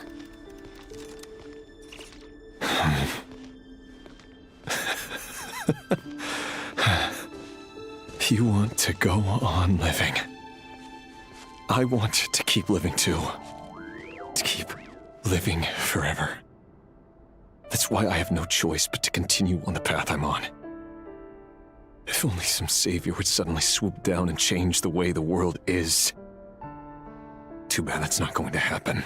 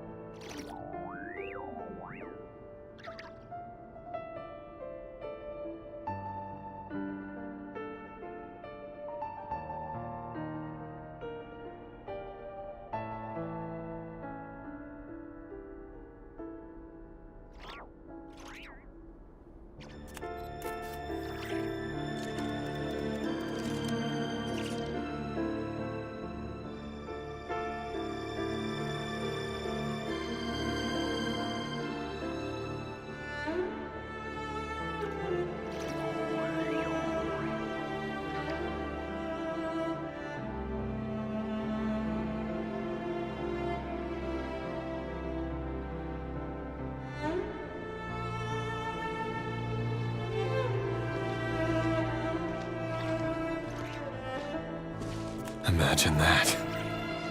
If there really were such a person, you and I wouldn't be standing here like this, would we?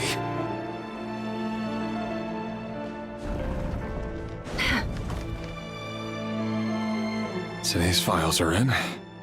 Time to wade through them just like usual.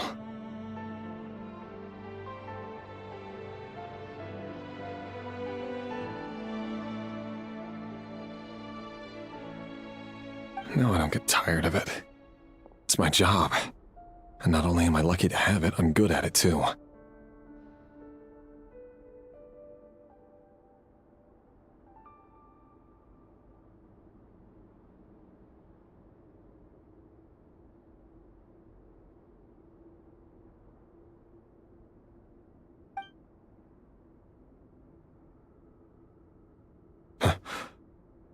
Wait. That's... Thalindis? No. No. No! Why? But you bear no mark of the Crimson Moon. How could you possibly have anything to do with them? It cannot be! A diluted bloodline. Carefully concealed. I see it now. You've been living in the shadows just like me. What a fool I've been. Numbing myself with talk of justice. Even imagining my friends would back me up. But in the end, Irminsul. Finster King! How far are you going to take this? From the direct bloodline to secondary offshoots? And then what? Today it's the descendants of the Crimson Moon. Who will it be tomorrow? Will you not rest until everyone down here is dead? No. This cannot go on. This is where it ends.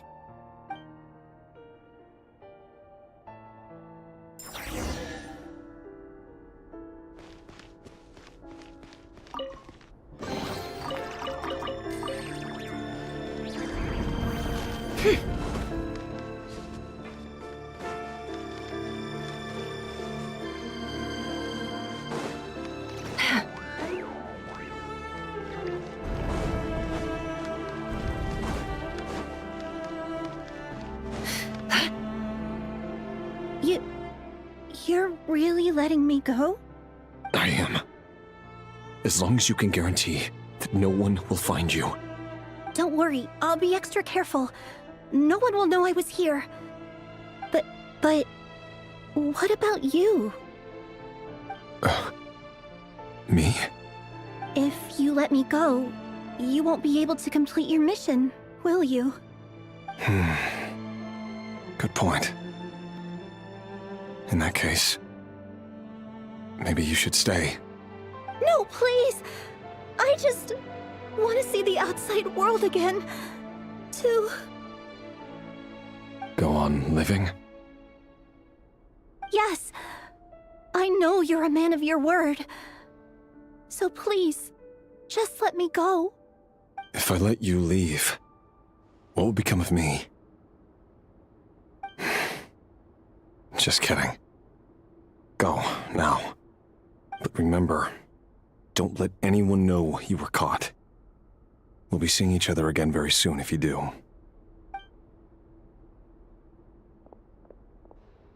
Even shadows in the dark must live by a code. But you can't save everyone. You've been whispering in my ear for days now, Vedifilnir.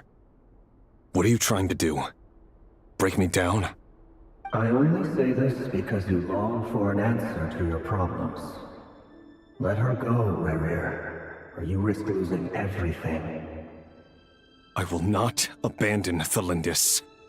Then you'll need a little more vigilance and a lot more power.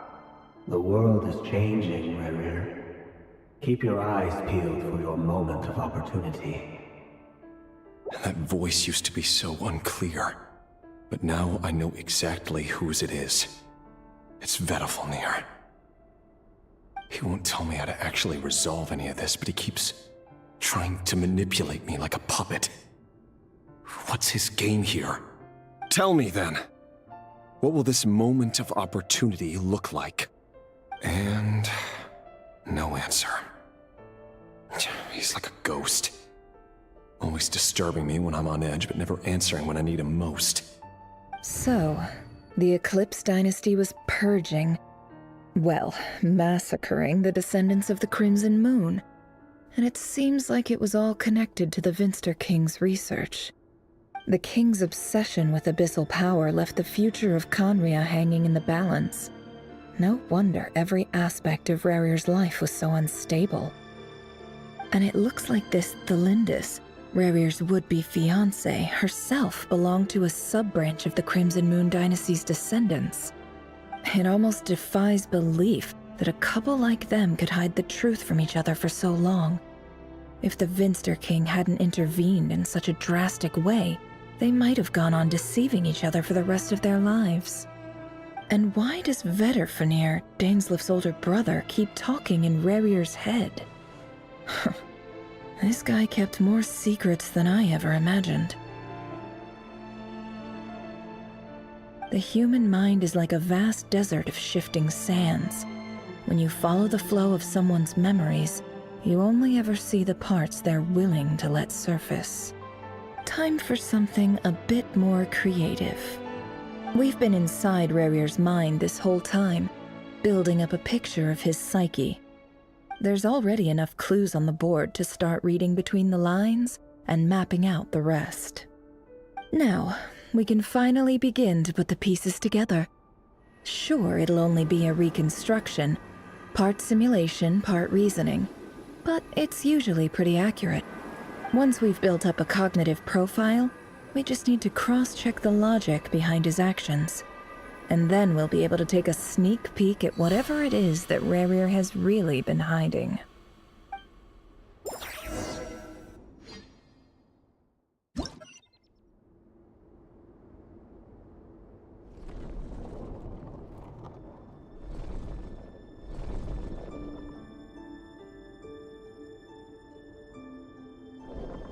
Rerir! Are you there?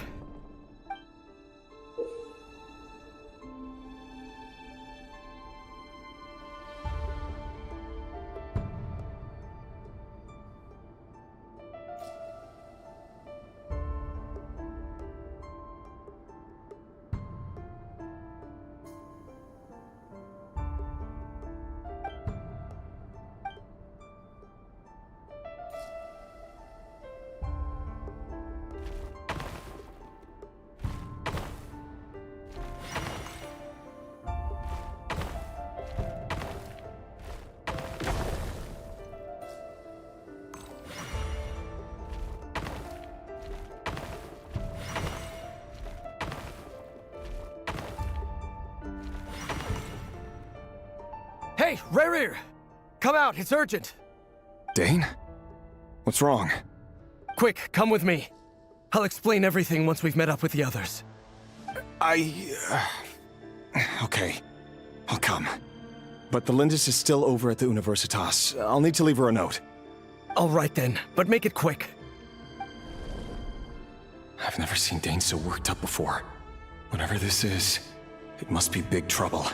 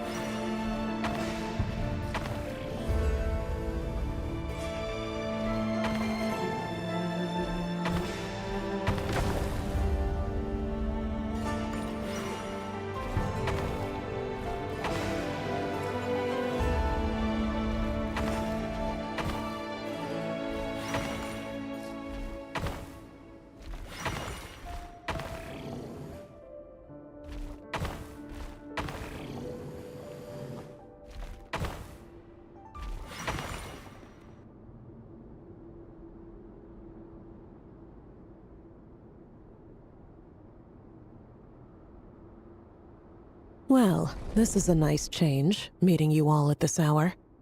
When men and women of ambition can speak face to face in broad daylight, I say that's a big step forward for our dear Conria. Don't be ridiculous. We do not fear the day. Why would we seek refuge in the night? You might ask your blade that same question. I'm told it prefers the cover of darkness. The word on the street is that Sir Delogi only strikes when he has an unfair advantage. But that is patently false. I see you're missing an arm and a leg. Surely only a fair fight could explain that. If this is your way of offering me replacement limbs, believe me, I'll take them. Oh, we can certainly discuss that. With bioalchemy, anything is possible. Assuming I have your full support in my research. Lunatic. Roptatir, what brings you here? Why, Dainsleif, of course. He invited me. Please, cast aside your apprehensions, Miss Rhindaughter. Whatever the rumors may say, I am but a humble servant of the king, and I can assure you he affords me no greater convenience than he does you. Well, the Universitas Magistrorum won't stop fawning over you, so at least some of the rumors must be true. You're clearly doing well for yourself, so drop the humble servant act. It endears you to no one. You're president of the Universitas Magistrorum, the chief royal mage known as the Wise by royal appointment, and by far the most favored among the 4 pillars of Conria. Vice President Veit doesn't even try to hide his envy when he sees you. My success is the product of hard work and good luck. It's as simple as that. Were the king not such an extremist, I hardly think I would have received a senior post at my age. Of course, no job is without its gripes. Serving a king like ours can be a challenging task, as I'm sure you can imagine. And as for Efterveit, in missing out on the presidency, he's dodged a mountain of stress. Like everything else in life, It comes with pros and cons. You're all here. I apologize for the short notice, but it was an emergency.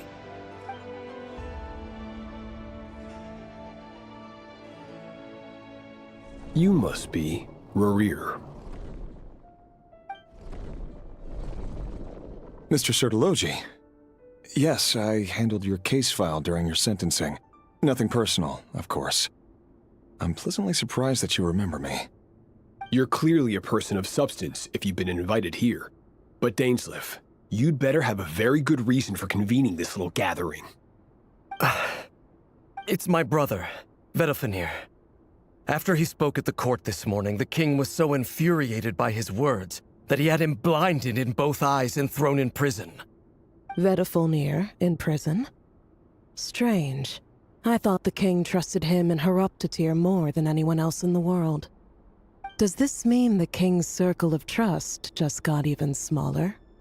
It has nothing to do with trust. It's about what the king wants, which is as clear as day to anyone paying attention.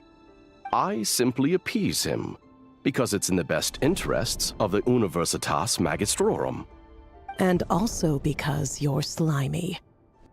Vedalfenir, perhaps less so. But still, a visionless visionary? It rather inclines me to think that qualifications are not what get you ahead in Conria. Do you honestly think this is an important discussion to be having right now?